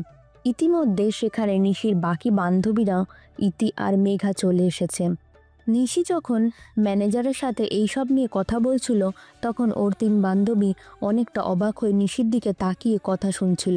তাই যখন নিশির কথা শেষ হলো, তখনই মেঘা জিজ্ঞাসা করে উঠল, নিশি, তুই এসব কি শুরু করে দিয়েছিস বলতো? আমি আবার কি শুরু করলাম? তোর এই হাব ভাব কিন্তু আমার ভালো লাগছে না। শুধু তোর না, নিশিরও এমন ব্যবহার আমারও তেমন ভালো লাগছে না। আরে বাবা, তোদের কি হয়েছে? কি ভালো লাগছে না সেটা তো আমাকে বলবি। আমরা যে নিশিকে চিনি আর তুই এখন যে নিশি হয়ে গেছিস, সেটা আমাদের ভালো লাগছে না। তা আমি এই 2 নিশি কিভাবে হলাম সেটা কি একটু বলবি? আমরা তোকে সবসময় দেখে এসেছি রাগী প্রকৃতির। তোকে যদি কেউ আঘাত করে, স্পর্শ পর্যন্ত করে, তাহলে তুই মুহূর্তের মধ্যে তার উপরে প্রতিশোধ নিস। এমনকি আমরা দেখেছি তুই সেই মানুষটিকে এমন শাস্তি দিস যে তোর দিকে আবার ফিরে তাকাতে সেই মানুষগুলো ভয়ে কাঁপে। আর এখানে তুই কি করছিস? এখানে আমি আবার কি করলাম? এখানে তোকে একটা ছেলে রাস্তায় এত মানুষের সামনে অপমান করছে, থাপ্পড় মারছে, আর তুই কিনা সেই মানুষটাকে ছেড়ে দিয়েছিস। তোদের কে বললো আমি ওকে ছেড়ে দিয়েছি? কেন আর বলবে? আমরা তো নিজেরাই দেখতে পাচ্ছি। কি দেখতে পাচ্ছিস বল দেখি একটু শুনি। এই যে তুই এই ছেলেটার নাম জানি কি, মিজু নাকি অন্য কিছু, ওর ওপরে প্রতিশোধ না নিয়ে উল্টে ওকে চাকরি দিচ্ছিস, একদিন অফিস করে হাফ বেতন দিচ্ছিস। এর থেকে প্রমাণিত হলো তুই ছেলেটাকে ছেড়ে দিচ্ছিস, তারপর কোনো প্রতিশোধ নিবি না। তোরা যা বলছিস এইসব শুনে না হেসে কি করে থাকি বলতো? আমরা হাসির কিছু বলেছি বলে তো আমার মনে হয় না। তোরা বলছিস আমি একটা ছেলেকে ছেড়ে দিয়েছি। ছেড়েছি তো ছেড়েছি, সেই ছেলেকে ছেড়েছি যে নাকি আমাকে রাস্তার মানুষের সামনে অপমান করেছে, থাপ্পড় মেরেছে, যার কারণে আমার মা বাবাকে কথা শুনতে হয়েছে। আমি কিনা সেই ছেলেটিকে ছেড়ে দিয়েছি। তার মানে কি তুই ছেলেটিকে ছাড়িসনি? ছেড়ে দিয়েছি কিনা সেই সব খুব শীঘ্রই জানতে পারবি, অপেক্ষা কর। আমি সেই ছেলেটির সাথে কি করব সব আস্তে আস্তে জানতে পারবি। তার মানে ছেলেটিকে শাস্তি দিবি? অপেক্ষা কর, সামনে কি করি না করি সবটা আস্তে আস্তে জানতে পারবি। অন্যদিকে আমি ওদের নিয়ে শপিং করা শেষ করে একটা রেস্টুরেন্টে গিয়ে ওদের ট্রিট দিয়ে দিলাম। তারপর আমি বাড়িতে চলে আসলাম। বাড়িতে এসে সবাইকে যার যার কাপড় দেওয়ার পর সবাই খুশি হয়ে গেল। যদিও মা বাবা মুখে বলেছিল এইসব কাপড় আনার কি দরকার ছিল, তবুও তাদের মুখ দেখে বোঝাই যাচ্ছিল, কিন্তু তারা ভেতরে ভেতরে অনেক খুশি হয়েছে। আর নিধি, ওর কথা না হয় বাদই দিলাম, কারণ ওর পছন্দের জিনিস পাওয়ার পরে ও যে কত খুশি হয়েছে সেটা একমাত্র আমিই জানি। তারপর থেকে আমার অফিসে নিত্যদিনের কাজ শুরু হয়ে গেল। দেখতে দেখতে অফিসের কাজ ভালো মতোই বুঝে গেলাম। তার সাথে অফিসে সবার ভালোবাসার পাত্রও হয়ে গেলাম। এক কথায় বলতে গেলে অফিসের মধ্যমণি হয়ে গেলাম। বেশ কিছু প্রজেক্টের কাজ আমি নিজের দক্ষতা দিয়েই করেছি, যার কারণে অফিসের বড় বড় টেন্ডার পেয়েছে। সেই সাথে আমি অফিসের আসল মালিক অর্থাৎ নিশির বাবার প্রিয় পাত্র হয়ে উঠলাম। সেই সাথে নিশি ম্যাডামেরও প্রিয় পাত্র হয়ে উঠলাম। যদিও প্রথমে ভেবেছিলাম নিশি আমার উপরে প্রতিশোধ নেওয়ার জন্য আমাকে চাকরি দিয়েছে, কিন্তু সময় যত এগিয়ে যাচ্ছে নিশি ততই আমার কাছে এসেছে, আমার সাথে ভালো ব্যবহার করেছে। এমনকি ভুল করা এবং বকা দেওয়ার সম্পূর্ণ অধিকার থাকা সত্ত্বেও কখনো আমাকে উচ্চ শব্দে কিচ্ছু বলেনি, উল্টো সবসময় ভালো ব্যবহারই করেছে। যার কারণে নিশির প্রতি আমার যে ধারণা ছিল সেই ধারণা আস্তে আস্তে মিথ্যা প্রমাণ হয়ে গেল। এছাড়াও নিশি আমাদের সমবয়সী হওয়ার কারণে অফিসে আমরা যারা ছিলাম তাদের সাথেও ওর একটা ভালো সম্পর্ক গড়ে ওঠে, অনেকটা বলতে গেলে বন্ধুদের মতন। অবশ্য সেই বন্ধুত্ব সম্পর্ক বাকিদের তুলনায় নিশির কাছে আমি বেশি প্রাধান্য পেতাম। তাই মাঝে মাঝে নিশির অনুপস্থিতিতে জয়া এবং বাকিরা নিশিকে নিয়ে আমাকে খেপত। দেখতে দেখতে সময় কেটে গেল। মাসের পর মাস চলে গেল, অফিসে আমার প্রমোশনও হয়ে গেল। মানুষের প্রমোশন হওয়ার পরে মানুষ 1 কি 2 ধাপ উপরে পদে যায়, কিন্তু আমি প্রমোশন হয়ে একেবারে নিশির ম্যাডামের পিএ হয়ে গেলাম। যেই দিন আমার প্রমোশন হয়েছে সেদিন আমার মতন খুশি অন্য কেউ ছিল না। আমি কখনো ভাবতে পারি নাই আমার মতন মানুষ এত তাড়াতাড়ি বড় একটা পদে চলে যাবে। সেই সাথে মনের গহীনে বিন্দু বিন্দু ভয়ও জড়ো হচ্ছিল, কারণ এত বড় পদ আমি সঠিকভাবে চালাতে পারবো তো এটা ভেবে। সেই ভয়কে দূর করতেই আমি এক পা করে জয়ের কাছে চলে গেলাম, কারণ ওদের সাথে কথা বললে আমার মনের সব চিন্তা দূর হয়ে যায়। কিছু সময়ের মধ্যে ওদের কাছে চলে গেলাম। ওদের কাছে গিয়ে দেখলাম ওদের দুজনেরই মুখ কালো হয়ে রয়েছে। ওদের মুখ দেখে বোঝা যাচ্ছে ওরা কিছু একটা নিয়ে মন খারাপ করেছে। আমি ওদের মন খারাপের কারণ জানতে চাওয়ার পরে ওরা আমাকে যা বলল তা শুনে আমি এক ধাক্কা খেলাম, যার কারণে একটা সময় আমার মনে হলো আমি মানুষকে চিনতে ভুল করে ফেলেছি। আমি ওদের কাছে গিয়ে ওদের জিজ্ঞেস করলাম, কিরে তোদের কি মন খারাপ নাকি? কথা বলছিস না কেন? কে বলেছে আমাদের মন খারাপ? তোদের মুখ দেখে বোঝা যাচ্ছে তোদের দুজনেরই মন খারাপ। বল তো কি হয়েছে তোদের? আমাদের কিছু হয়নি। কিছু হয়েছে কিনা সেটা তো বুঝতেই পারছি, এখন আর মিথ্যা কথা না বলে সব সত্যি করে বলে ফেলতো। দেখুন, আপনি আমাদের স্যার আর আমরা হলাম সাধারণ কর্মচারী, শুধু কেন আমাদের ব্যক্তিগত বিষয়ের মাথা ঘামাচ্ছেন? জয়ের মুখ থেকে এমন কথা শুনে আমি অবাক না হয়ে পারলাম না। সেই ভাবতেই লাগলাম আমি মানুষ চিনতে ভুল করে ফেলেছি, যার জন্য আজকে ওরা মুহূর্তের মধ্যেই আমাকে পর করে দিল। যদিও ওদের কথা শুনে আমার কষ্ট হচ্ছিল, তবুও সেই কষ্টকে চাপা রেখে আমি ওদের উদ্দেশ্যে বলতে লাগলাম, আমি না তোদের বন্ধু? তাহলে স্যার হলাম কবে থেকে রে? কবে আবার? আজকেই, যখন আপনার প্রমোশন হয়েছে তখনই। তার মানে আমার প্রমোশন হওয়ার কারণে তোরা খুশি ন? আমরা খুশি হব না কেন? যদি খুশি হয়ে থাকতিস তাহলে আমার সাথে এইভাবে কথা বলতিস কেন? আপনি আমাদের স্যার, আর স্যারের সাথে তো এইভাবেই কথা বলতে হয়। আমি কি একবারও বলেছি তোরা আমার সাথে স্যারের মতন কথা বলবি? না, বলেননি, কিন্তু বলতে কতক্ষণ? তার মানে তোরা এতদিন ধরে আমাকে এই চিনেছিস? ভালো, খুব ভালো। এইসব বলে আমি ওদের সামনে থেকে মন খারাপ করে চলে আসলাম। সেই সাথে মনে মনে বলতে লাগলাম, হায় রে মানুষ, আমি প্রমোশন পেয়েছি তাই তোরা আমার সাথে এমন করতে পারলি? আমি প্রমোশন পেয়ে একটু উপরে পদে গিয়েছি দেখে কি তোদের আমি পর করে দিয়েছি? কোথাও দেইনি তো। আর তোদেরও কিছু বলেছি? তোরা আগে যেমন আমার বন্ধু ছিলি এখনও তেমনই বন্ধু আছিস, তাহলে কেন তোরা আমাকে পর করে দিলি? আমি মনে মনে এইসব কথা বলতে বলতে নিজের সিটে গিয়ে বসে পড়লাম। অন্যদিকে আমি চলে যাওয়ার পর জয়কে বলে উঠল, জয়, আমরা নিজের সাথে কি অন্যায় করে ফেললাম? মনে তো তাই হয়। আমরা তো ওর সাথে ফাজলামি করছিলাম, কিন্তু ওই যে এইভাবে মন খারাপ করে চলে গেল, তাতে তো মনে হচ্ছে ওই সবটা সত্যি ভেবে নিয়েছে। হ্যাঁ, আমারও তাই মনে হচ্ছে। এখন তাহলে আমাদের কি করা উচিত? কি আর করা উচিত? ওর কাছে গিয়ে ওর মনের ভুল ভাঙানো উচিত। ওই যেভাবে মন খারাপ করে চলে গেল, তারপরে কি আমাদের সাথে কথা বলবে? বলবে না মানে 100 বার বলবে। শত হলেও আমরা ওর বন্ধু হই। এখন এখানে কথা বলে সময় নষ্ট না করে চল তো যাই। তারপর ওরা দুজন আমার কাছে আসতে থাকে। অন্যদিকে আমি ওদের এমন ব্যবহারের কথা ভাবতে ভাবতে চোখের জল ছেড়ে দিই। যখন ওদেরকে আমার দিকে আসতে দেখলাম তখন হাত দিয়ে চোখের জল মুছে স্বাভাবিকভাবে কাজ করার ভান করতে লাগলাম। আমি ওদের দেখে ব্যস্ততার ভান করে বলতে লাগলাম, কি ব্যাপার, আপনারা দুজন হঠাৎ এখানে? কেন, আমরা কি তোর কাছে আসতে পারি না? তা পারবেন না কেন? কাজ থাকলে অবশ্যই তো আসতে হবে। কাজ ছাড়া কি আসা যাবে না? বসের কাছে কাজ ছাড়া আসার কোনো কারণ তো দেখছি না। আমরা দুজন তো বসের কাছে আসিনি, আমরা আমাদের বন্ধুর কাছে এসেছি।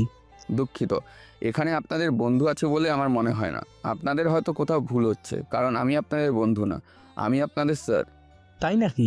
তা তুই আমাদের স্যার হয়ে গেলি কখন থেকে? একটু আগের ঘটনা মনে করুন, আশা করি আপনারা আপনাদের উত্তর পেয়ে যাবেন।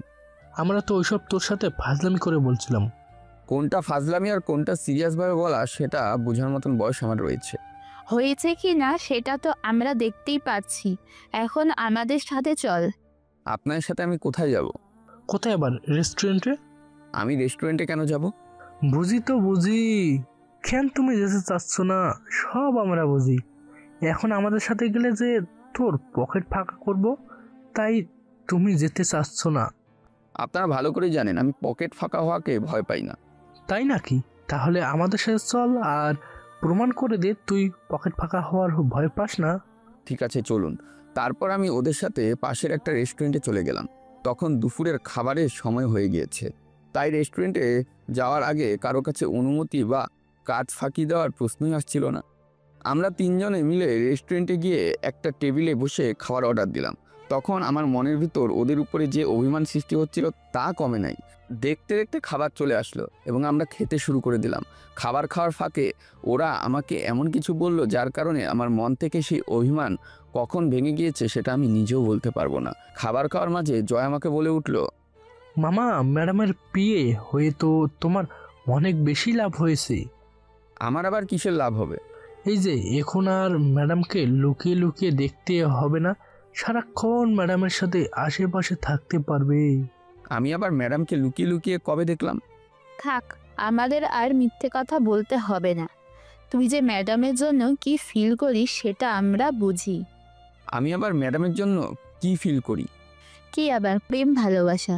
তোদের কে বলেছে আমি ম্যাডামের জন্য এইসব ফিল করি? এসেছে আমার মনোবিজ্ঞানী। মনোবিজ্ঞানী আর যাই বলিস, আমরা কিন্তু জানি এটাই সত্যি। আমরা এটাও জানি শুধু তুই না, বরং ম্যাডামও তোকে ভালোবাসে। এটা একটু বেশি হয়ে গেল না? বেশি হবে কেন? আমারটা ঠিক আছে, কিন্তু ম্যাডাম সে আমাকে কি দেখে ভালোবাসবে? আমার না আছে টাকা, না আছে ভালো চেহারা।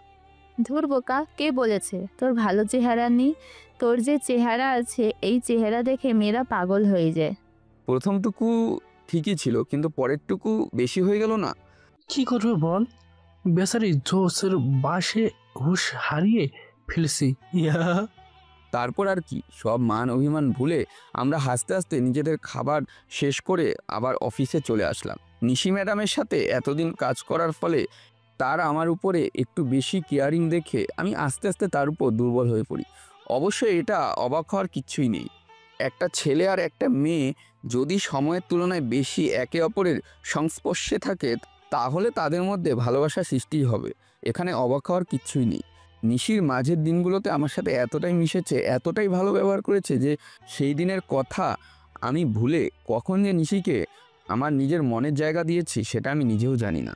তারপর দেখতে দেখতে আরও কয়েকটা দিন চলে গেল। এর ভিতরে আমার আর নিশি ম্যাডামের সম্পর্ক আরও বেশি গভীর হয়ে গেল। তার সকল ছোট বড় কাজে এখন আমাকে আগে থেকে হাজির হতে হতো। মোট কথা, তার এখন আমাকে ছাড়া চলেই না। তারপর দেখতে দেখতে আরও কয়েকটা দিন কেটে গেল। একদিন রাতে আমি অফিসে কাজ শেষ করে বাড়িতে যাওয়ার পরে মা বাবা আমাকে ড্রয়িং রুমে ডাকে। যথারীতি আমি ড্রয়িং রুমে গিয়ে বসি। সেখানে গিয়ে দেখি আমাদের বাড়ির সবাই আছে। তারপর আমি সবার দিকে একবার চোখ বুলিয়ে বাবাকে বলে উঠি, হ্যাঁ বাবা বলো, কি বলার জন্য ডেকেছো? তোমাকে একটা কথা বলার ছিল, তোমার জন্য বিয়ের সম্বন্ধ এসেছে। বাবার কথা শুনে আমি চুপ করে গেলাম। সেই সাথে বোঝার চেষ্টা করতে লাগলাম একটু আগেই বাবা কি বলেছে। আমি ছোটবেলা থেকেই শুনে এসেছি এবং দেখে এসেছি মেয়েদের জন্য সম্বন্ধ আছে, কিন্তু আজকে শুনলাম আমার জন্য নাকি সম্বন্ধ এসেছে। তাই আমি বুঝতে পারছি না আমি ঠিক শুনলাম নাকি ভুল। আমাকে চুপ থাকতে দেখতে বাবা বলে উঠল, কি হলো, হঠাৎ চুপ করে গেলে কেন? আসলে তুমি কি বললে সেটা আমি বুঝতে পারিনি, তাই চুপ করে গিয়েছি। আমি না বুঝার মতো কিছু তো বলিনি।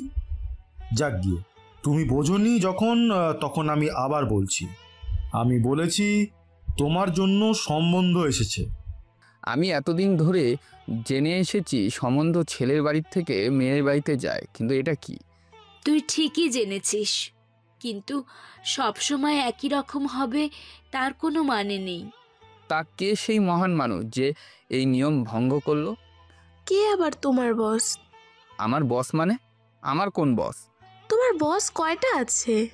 আমার বস তো একটা, আর সেটা আমার অফিসের বস। তোমার সেই একটা বসই তোমার জন্য সম্বন্ধ নিয়ে এসেছে। কবে, কখন, কার জন্য? কার আবার? তোমার জন্য। আমি তো বুঝলাম, কিন্তু আমার আর কার? তোমার আর তার মেয়ের। মা, তোমরা তাকে কি বলে দিয়েছো? কি আর বলবো, আমরা তাকে হ্যাঁ বলে দিয়েছি। মা, তোমরা পাগল হয়ে গেছো নাকি? তোমরা কি দেখে এই বিয়েতে রাজি হলে শুনি? রাজি না হওয়ার কি আছে? এত ভালো ঘর থেকে সম্বন্ধ এসেছে, আর সে তোর বস হয়ে নিজে থেকে এসেছে, তাই রাজি না হয়ে কি করে পারি বলতো? কিন্তু মা। আবার কিসের কিন্তু? নাকি তোর মনে অন্য কেউ আছে? যদি থাকে তাহলে আমাকে বলে দে, আমি না হয় ওনাকে না করে দিব। বাবা, তোমরা একটু বোঝার চেষ্টা করো। ওদের সাথে আমাদের যায় না, বিশেষ করে নিশির সাথে। উনি আমার ম্যাডাম, তার উপরে ওনার কথায় আর আমার কথায়। যদি না যেত তাহলে কি ওনারা নিজে থেকে আমাদের বাড়িতে বিয়ের প্রস্তাব নিয়ে আসতো? এই বিয়ে হবে, আর এটাই ফাইনাল। একবার তো বোঝার চেষ্টা করো। এই বিয়ে হলে নিশি হয়তো খুশি হবে না। কেন? কারণ আমি এতদিন ধরে তার কর্মচারী হিসেবে কাজ করছি। সেই কর্মচারী হঠাৎ করে স্বামী বানিয়ে নেওয়াটা কোনো মেয়ের পক্ষে সম্ভব না। শোনো, নিশিমা যদি না রাজি হতো তাহলে ওর বাবা নিজের একমাত্র মেয়ের জন্য তোকে চাইতে আসতো না। ও রাজি আছে, সেই দেখেই উনি বিয়ের প্রস্তাব নিয়ে এসেছে। কিন্তু বাবা। আর কোনো কিন্তু না, এখন চুপচাপ খাবার খেয়ে ঘরে যা। তারপর আর কি, অনেকটা ইচ্ছে না থাকা সত্ত্বেও চুপ করে থাকতে হলো। কারণ এই মুহূর্তে শত চেষ্টা করেও আমি তাদের বুঝাতে পারবো না। সেদিন রাতে আমার এইসব চিন্তা করতেই কেটে গেল। পরের দিন সকালে মন খারাপ করে অফিসে বসে থাকার জয়া আমার কাছে এসে বলল, কি রে বেটা, কি হয়েছে তোর? এইভাবে মন খারাপ করে বসে আছিস কেন? অনেক বড় ঝামেলার মধ্যে ফেসে গেছি রে বন্ধু। কি ঝামেলা? বল আমাদের, যদি আমরা তোকে সেই ঝামেলা থেকে বাঁচাতে পারি। পারবি না? যদি পারতি তাহলে তোদের এতক্ষণে বলতাম না।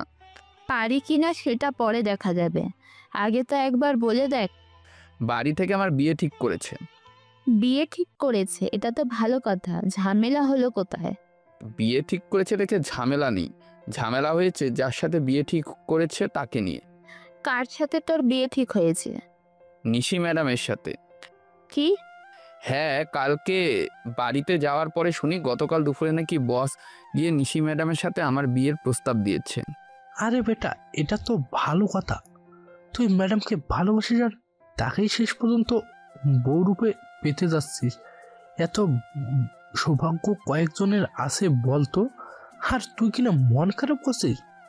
তাছাড়া এমন তো না যে তুই ম্যাডামকে ভালোবাসিস না, নাকি তুই সত্যি ম্যাডামকে ভালোবাসিস না?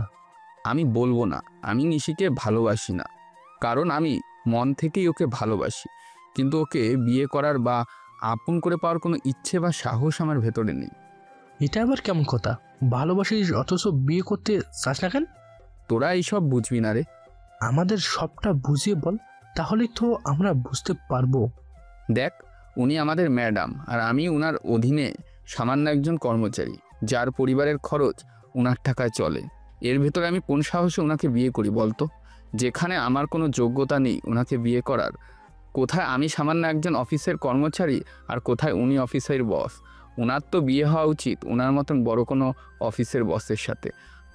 তুই তো নিজে থেকেই ওনাকে বিয়ে করার প্রস্তাব দিসনি, উল্টো উনি তার বাবার মাধ্যমে তোকে বিয়ে করার প্রস্তাব দিয়েছে। তাহলে তোর বিয়ে করতে সমস্যা কোথায়? তবুও আমার জানি কেন এই বিয়ে ঠিক মনে হচ্ছে না। বারবার মনে হচ্ছে এই বিয়ে হলে খারাপ কিছু একটা হবে। দূর, এসব তোর মনের ভুল। দেখ মিজু, আমাদের রায় নিতে চাইলে তোকে বলবো তুই এই বিয়েতে অমত করিস না।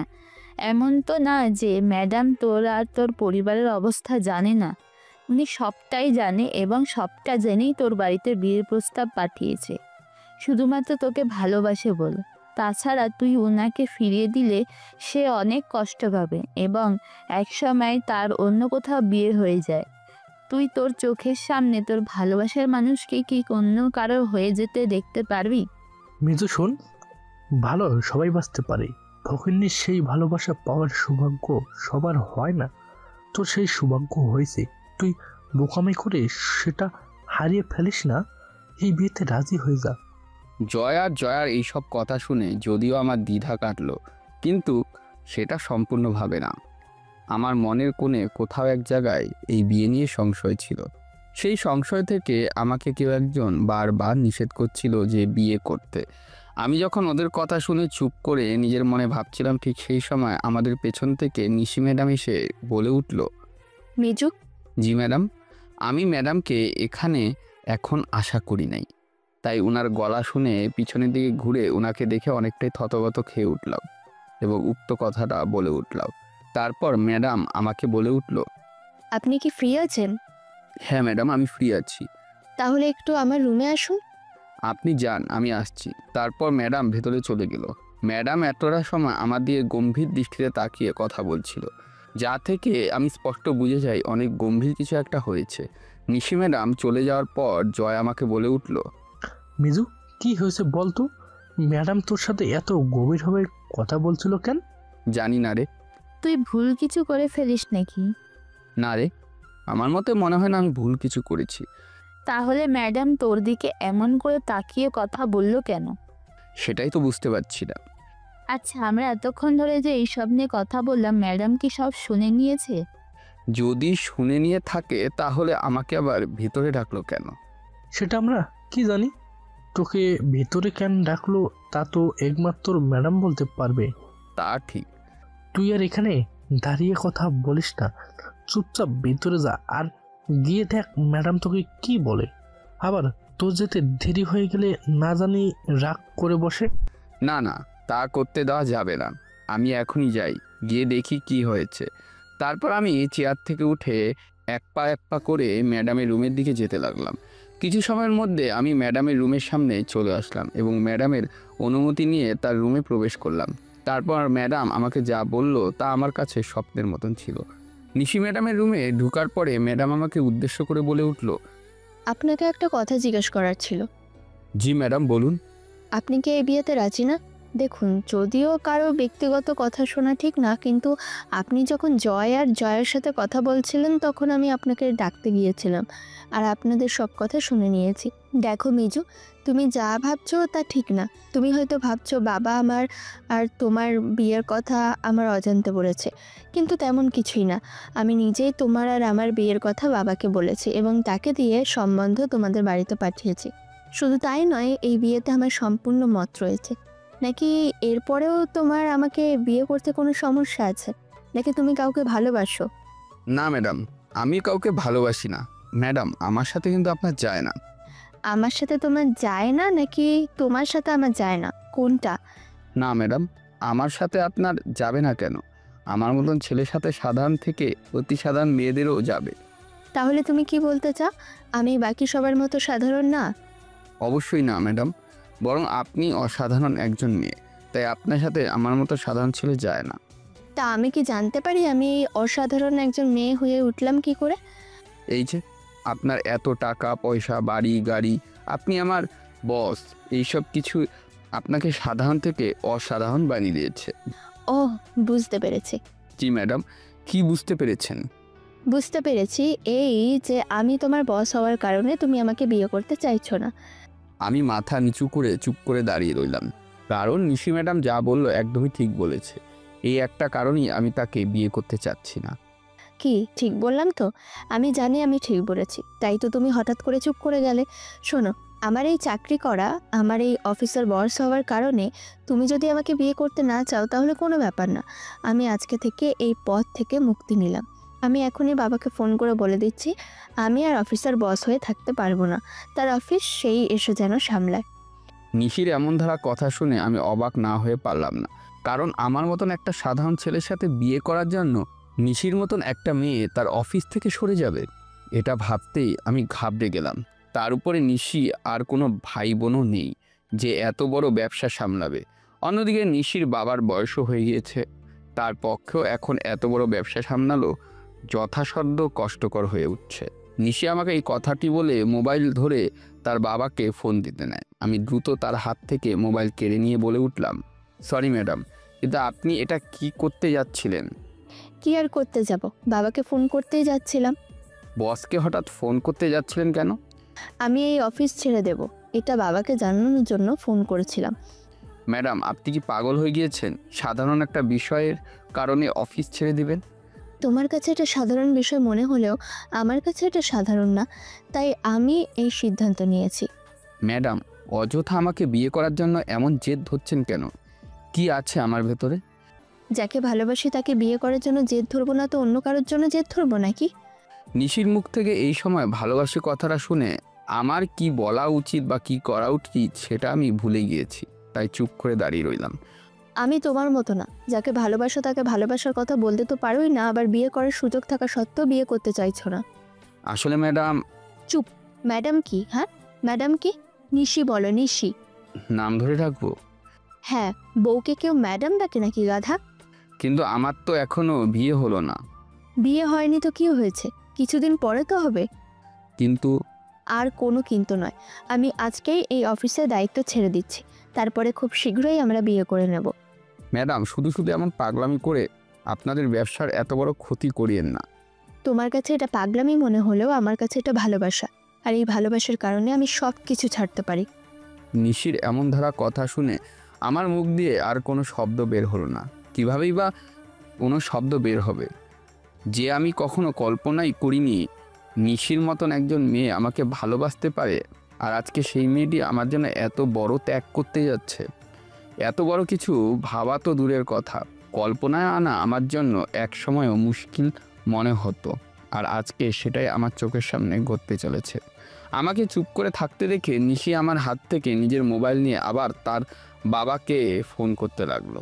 এটা দেখে আমি নিজেকে আর ধরে রাখতে পারলাম না, তাই আবার নিশির হাত থেকে মোবাইলটা কেড়ে নিয়ে বলে উঠলাম, আপনার অফিস ছাড়ার কোনো দরকার নেই, শুধু শুধু বসকে ফোন করে চিন্তায় ফেলিয়েন না। নিশি কিছু বলার আগে আমি তাকে অনেকটা ধমকে চুপ করিয়ে বলে উঠলাম, কোনো কিন্তু না, আমি একবার যখন বলেছি তো বলেছি। আমি অফিস না ছাড়লে তুমি তো আমাকে বিয়ে করবে না, যে অফিস না ছাড়লে তোমাকে আমি পাবো না, সেই অফিসে আমি থাকতে পারবো না। কে বলেছে অফিস করলে আমাদের বিয়ে হবে না? একটু আগে তো তুমি বললে। একটু আগে আমি যা বলেছি সেই সব ভুলে যান আর নিজের বিয়ের সাজসজ্জা শুরু করুন। আমার বিয়ে?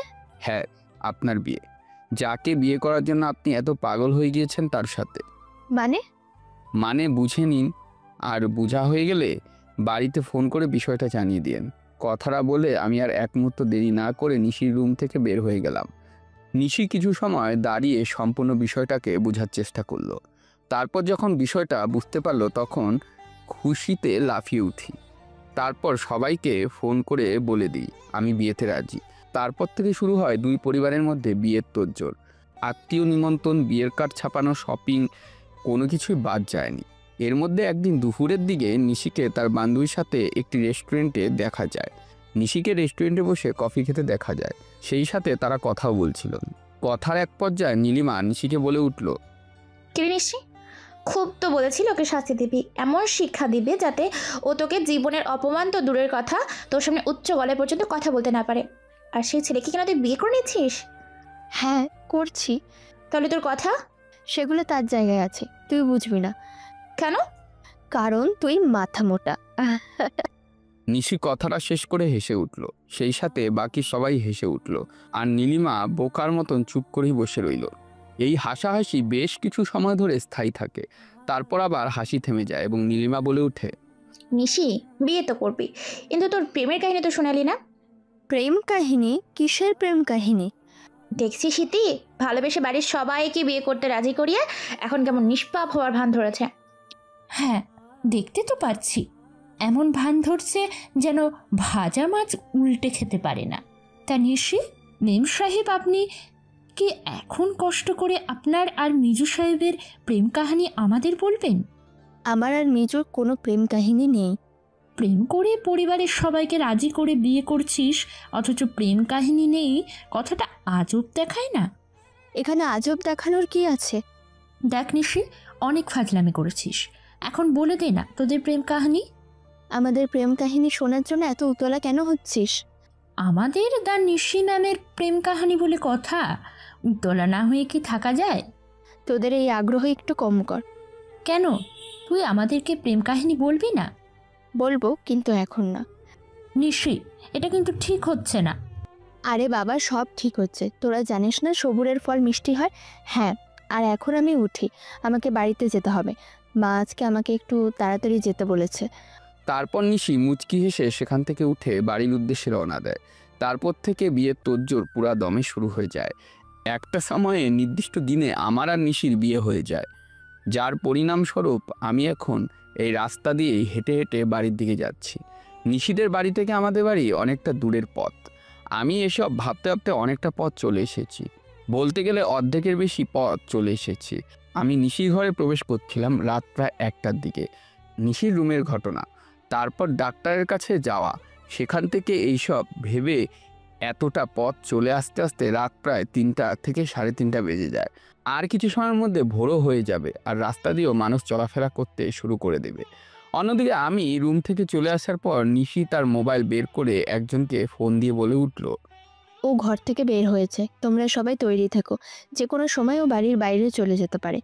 নিশি এইসব বলে কলটা কেটে দেয়, কারণ ততক্ষণে তার ঘরে তার মা বাবা, আমার মা বোন, অনেক আত্মীয়রা উপস্থিত হয়। সবাই ওর কাছে আমার এইভাবে ঘর থেকে বের হওয়ার কারণ জানতে চায়। নিশি চারিদিক থেকে হঠাৎ এত এত প্রশ্নে অনেকটাই বিবৃতি হয়ে যায় এবং কিছু সময় পর নিজেকে গুছিয়ে নিয়ে কান্না করতে শুরু করে দেয়। নিশির মা মেয়ের এমন কান্না দেখে তাকে বুকে জড়িয়ে ধরে সান্ত্বনা দিতে শুরু করে। যারা প্রশ্ন করছিল তারা চুপ হয়ে যায় এবং আশেপাশের মানুষরা কানাকানি করতে শুরু করে দেয়। একটা সময় নিশি কান্না করতে করতে সেই ঘরে যা যা হয়েছিল তার উল্টো তাদের বলে দেয়, অর্থাৎ তার জায়গায় আমাকে আর আমার জায়গায় তাকে বসিয়ে কিছু বানিয়ে সবাইকে শুনিয়ে দেয়। সবটা শোনার পর আমার মা বাবা আর বোন সবার সামনে মাথা নিচু করে ফেলে। তাদেরকে নিশির মা বাবা সহ বাকি আত্মীয়র কথা শোনাতে শুরু করে দেয়। একটা সময় আমার মা বাবা নিশি ও নিশির মা বাবার কাছে ছলছল চোখে ক্ষমা চেয়ে বোনের হাত ধরে সেই রুম থেকে চলে যায়। তারপর নিশির মা বাবা ওকে সান্ত্বনা দিয়ে সবাইকে নিয়ে রুম থেকে বের হয়ে যায়। তারপর রুম থেকে বের হয়ে যাওয়ার পরে নিশি চোখ মুছে বলে ওঠে, যা বাবা, শান্তি মতো প্ল্যানটা সফল করতে পারলাম, এবারে একটু শান্তিতে নিঃশ্বাস নিই। নিশি এইসব বলে চোখ মুছে তার বিছানার উপর বসার সাথে সাথে তার মোবাইল বেজে ওঠে। নিশি নাম্বার এক পলকে দেখে কল ধরে। অপর পাশ থেকে কী কথা হয় সেটা শোনা যায় না, কিন্তু কিছু সময় পর নিশি বলে ওঠে, ওকে একটা শিক্ষা দিয়ে দে, বিশেষ করে ডান হাতটায় এমন শিক্ষা দিবি যাতে এরপর থেকে ওটা ওঠানোর আগে 10 বার ভাবে। নিশি এইসব বলে কলটা কেটে রেখে দিয়ে একটা শয়তানি হাসি দেয়। নিশি কাকে কী শিক্ষা দিবে বলল, কেন দিবে বলল, সেই মানুষটি ডান হাতের সাথে কি করবে সেটা একমাত্র সেই জানে, আর যাকে বলেছে সেই জানে। এখন শুধু দেখার অপেক্ষা কার সাথে কি হয়। দেখতে দেখতে আমি অর্ধেকের বেশি রাস্তা চলে এসেছি, সেই সাথে ভোরও হচ্ছে। ঠিক সেই সময় কোনো এক জায়গা থেকে হঠাৎ করে আমার সামনে 3 থেকে 4টা ছেলে এসে উপস্থিত হলো। ছেলেগুলোকে দেখে আমার তেমন সুবিধার মনে হলো না, তার উপর রাত এত অন্ধকার। তাই আমি ওদের সাথে কথা না বাড়িয়ে ওদের পাশ কাটিয়ে চলে যেতে লাগলাম। কিছুটা পথ যাওয়ার পর আবার ছেলেগুলো আমার সামনে এসে উপস্থিত হলো। আমি আবার ওদের পাশ কাটিয়ে চলে যেতে লাগলাম। এইভাবে কয়েকবার যাওয়ার পরে ওরা একইভাবে আমার সামনে এসে উপস্থিত হলো। তাই আমি একটা সময় অনেক বিরক্ত হয়ে বলে উঠলাম, কি হয়েছে, কি চাই তোদের? বারবার কেন এইভাবে আমার সামনে এসে দাঁড়িয়েছিস কেন? তোরা যা না তোদের কাজে, শুধু আমার কাছে আসছিস কেন? আমরা আমাদের কাজে আছি। আমার কাছে টাকা পয়সা, মোবাইল, মানিব্যাগ কিচ্ছুই নেই। তোদের আমি কিচ্ছুই দিতে পারবো না, শুধু শুধু আমার পিছনে তোরা সময় নষ্ট করছিস। কিন্তু তুই তো আছিস আর তোর ডান হাতও আছে, আর আমাদের তোর এই হাতই চাই। মানে? দাঁড়া, তোকে আমরা এর মানে বুঝাচ্ছি। কথাটা শেষ করে ওরা 3 থেকে 4 জন মিলে আমার উপর ঝাঁপিয়ে পড়লো। আমি ওদের আটকানোর চেষ্টা করলাম, বারবার বললাম, এই এই তোরা আমার সাথে কি করছিস, কি করছিসটা কি? কিন্তু আমার মুখের কথায় ঠিক আমার ওদের হাত থেকে বাঁচার ব্যর্থ চেষ্টার মতন ব্যর্থ গেল। ওরা আমার উপর ঝাঁপিয়ে আমাকে এলোপাথারি মারতে লাগলো। একে তো রাতকে কোন দিন দিয়ে মারছে তার ঠিক নেই, তার উপরে নিশির ঘরে যা হয়েছে, আর এই হাঁটার ফলে আমি অনেক ক্লান্তি ছিলাম, তাই কিছুতে ওদের সাথে তেমন ভেবে পেরে উঠছিলাম না। ওরা সবাই আমাকে মারতে মারতে অবস্থা খারাপ করে দিচ্ছিল। একসময় আমাকে মারতে মারতে রাস্তায় ফেলে দেয়। তারপর শুরু হয় এলোপাথারি লাথি আর বাড়ি দেওয়া। ওদের হাতে কিছু সময় মার খেয়ে আমার শরীর আর নিতে পারছিল না, ঠিক যেন জ্ঞান হারার মতন অবস্থা। সেই সময় ওই ছেলেগুলোর মধ্যে একজন বলে উঠল, অনেক তো মারলাম, এখন ম্যাডাম যে কাজ দিয়েছে সেটা করে ফেলি, কি বলিস? হ্যাঁ, ঠিক বলেছিস, এখন তাড়াতাড়ি কাজ করে দে, তারপর আমরা চলে যাই। ওরা নিজেদের মধ্যেই কথা বলা শেষ করে একজন তার হাতের লাঠি ভালো করে ধরতে লাগলো, আর একজন আমার ডান হাতের দিকে আসতে লাগলো। আমার অবস্থা এত খারাপ ছিল যে আমার চোখ ঠিক মতন খুলতেও পারছিলাম না, আর না বুঝতে পারছিলাম ওরা আমার সাথে ঠিক কি করতে চাচ্ছে। তবুও হালকা চোখ খুলে দেখতে পাচ্ছিলাম একজন আস্তে আস্তে আমার ডান হাতের কাছে আসলো আর এসে আমার হাত ধরে ফেললো। তারপর হাতটা আস্তে আস্তে উঁচু করে এবং অপরজন কিছু দূর থেকে তার হাতের লাঠি দিয়ে আমার হাতে জোরে একটা বাড়ি বসিয়ে দিল। আমার হাতে বাড়ি পড়ার সাথে সাথে আমি আহ করে চিৎকার দিয়ে উঠি আর সাথে সাথে জ্ঞান হারিয়ে ফেলি। তারপর অপরদিকে সেই সময়টি যেহেতু ভোরের সময় ছিল, তাই অনেক মুসলিম মানুষ নামাজ পড়তে মসজিদে যাচ্ছিল। আমি এত জোরে চিৎকার দিয়েছি যে আমার চিৎকার শুনে কয়েকজন আমার দিকে এগিয়ে আসতে থাকে। ছেলেগুলো মানুষের গলার আওয়াজ পাওয়ার শব্দ পেয়ে একে অপরকে বলে উঠল, ওই দেখ, ওর চিৎকার শুনে মানুষ এই দিকে আসছে। হ্যাঁ, দেখতে তো পারছি। এখন তাহলে কি করবি? আমাদের যা কাজ ছিল সেটা তো হয়ে গিয়েছে, চল এখন এখান থেকে পালাই। তারপর ছেলেগুলো আর কোনো কথা না বাড়িয়ে সেখান থেকে রাস্তার অপর দিক দিয়ে দৌড়ে পালিয়ে যায়। কিছু সময়ের মধ্যে আশেপাশের মানুষেরা আমার কাছে এসে উপস্থিত হয়। তারপর সবাই আমাকে দেখে ধরাধরি করে আমাকে হাসপাতালে নিয়ে যায়। ডাক্তার আমাকে দেখে চিকিৎসার ব্যবস্থা করে, তারপর আমার চিকিৎসা শুরু করে দেয়। আমার উপর যেভাবে হামলা করা হয় সেখানে কেউ তেমনভাবে আমাকে চিনে না, কারণ আমাদের বাড়িটা অনেকটা দূরে আর আমার সাথে মোবাইলও ছিল না। নিশির সাথে ঝগড়া করে আসার সময় মোবাইলটা সেই বাড়িতেই ফেলে এসেছি, তাই বাড়ির কাউকেই ফোন দিয়ে খবর জানাতে পারিনি। আমার শরীর অতিরিক্ত ক্লান্ত হওয়ার কারণে ডাক্তার আমাকে স্যালাইন দিয়ে রেখে দেয়। আমার ডান হাতে বাড়ি দেওয়ার কারণে আমার হাত ভেঙে যায়। ডাক্তার সেটা প্লাস্টার করে রেখে দেয়। দেখতে দেখতে সময় গড়িয়ে যায়। সকাল থেকে দুপুর, দুপুর থেকে বিকাল হয়ে যায়, তবুও আমার জ্ঞান ফিরে আসে না, আর না কেউ জানতে পারে আমার পরিচয়। অন্যদিকে নিশিদের বাড়িতে এমন কিছু হয়ে যাওয়ার পরে সারা রাত আমার বাবা মা অপেক্ষায় না ঘুমিয়ে বসে থাকে, কিন্তু তাদের অপেক্ষার পালা সমাপ্ত করে আমি বাড়িতে ফিরি না। তাই সকাল হওয়ার পরে মা বাবা নিশির মা বাবার কাছে গিয়ে মাথা নিচু করে বলে উঠল, কি বলছিলেন? বিআই সাহেব, আমি জানি আমার ছেলে যা করেছে, তারপর আপনাদের সামনে দাঁড়ানোর মতো মুখ আমাদের নেই, কিন্তু কি করব বলেন, আমাদের বাড়িতে ফিরতে হবে। তাই বলছিলাম কি বলছিলেন? তাই বলছিলাম যদি আমাদের নিশির মাকে নিয়ে বাড়িতে যাওয়ার অনুমতি দিতেন। বাবা কোনো মতে চোখ লুকিয়ে মাথা উঁচু করে নিশির বাবাকে কথাটা বলল। তারপর নিশির বাবা আমার বাবাকে এমন কিছু কথা বলল যা শুনে বাবা লজ্জা অপমানে আর মাথা উঁচু করতে পারল না। আমার বাবার মুখ থেকে এমন কথা শুনে নিশির বাবা কিছু সময় তার মুখের দিকে তাকিয়ে থাকে এবং অনেকটা রাগী সুরে বলে ওঠে, আপনার কি লজ্জা বলতে কোনো কিছু নেই? আপনার গুণধর ছেলে আমার মেয়ের সাথে এত কিছু করে বাসর রাতে তাকে ফেলে বাড়ি থেকে চলে গেল, তারপরেও আপনি নির্লজ্জের মতো আপনার সামনে এসে দাঁড়িয়ে এই কথা বলছেন। এই জন্য তো আমি বলি মিজু এত খারাপ আর নির্লজ্জ হলো কি করে? যার বাবা এমন নির্লজ্জ সে তো নির্লজ্জই হবে। আমার ভাবতেও ঘৃণা হচ্ছে, আপনাদের মতো একটা নিকৃষ্ট পরিবারে আমি আমার মেয়েকে বিয়ে দিয়েছি। আগে যদি জানতাম আপনাদের পরিবারে এত খারাপ, তাহলে দরকার বলে আমি আমার মেয়েকে সারা জীবন কুমারী রেখে দিতাম, তবু আপনাদের মতো পরিবারে বিয়ে দিতাম না। আবার বড় মুখ করে এসেছে আমার মেয়েকে বাড়িতে নিয়ে যাওয়ার জন্য।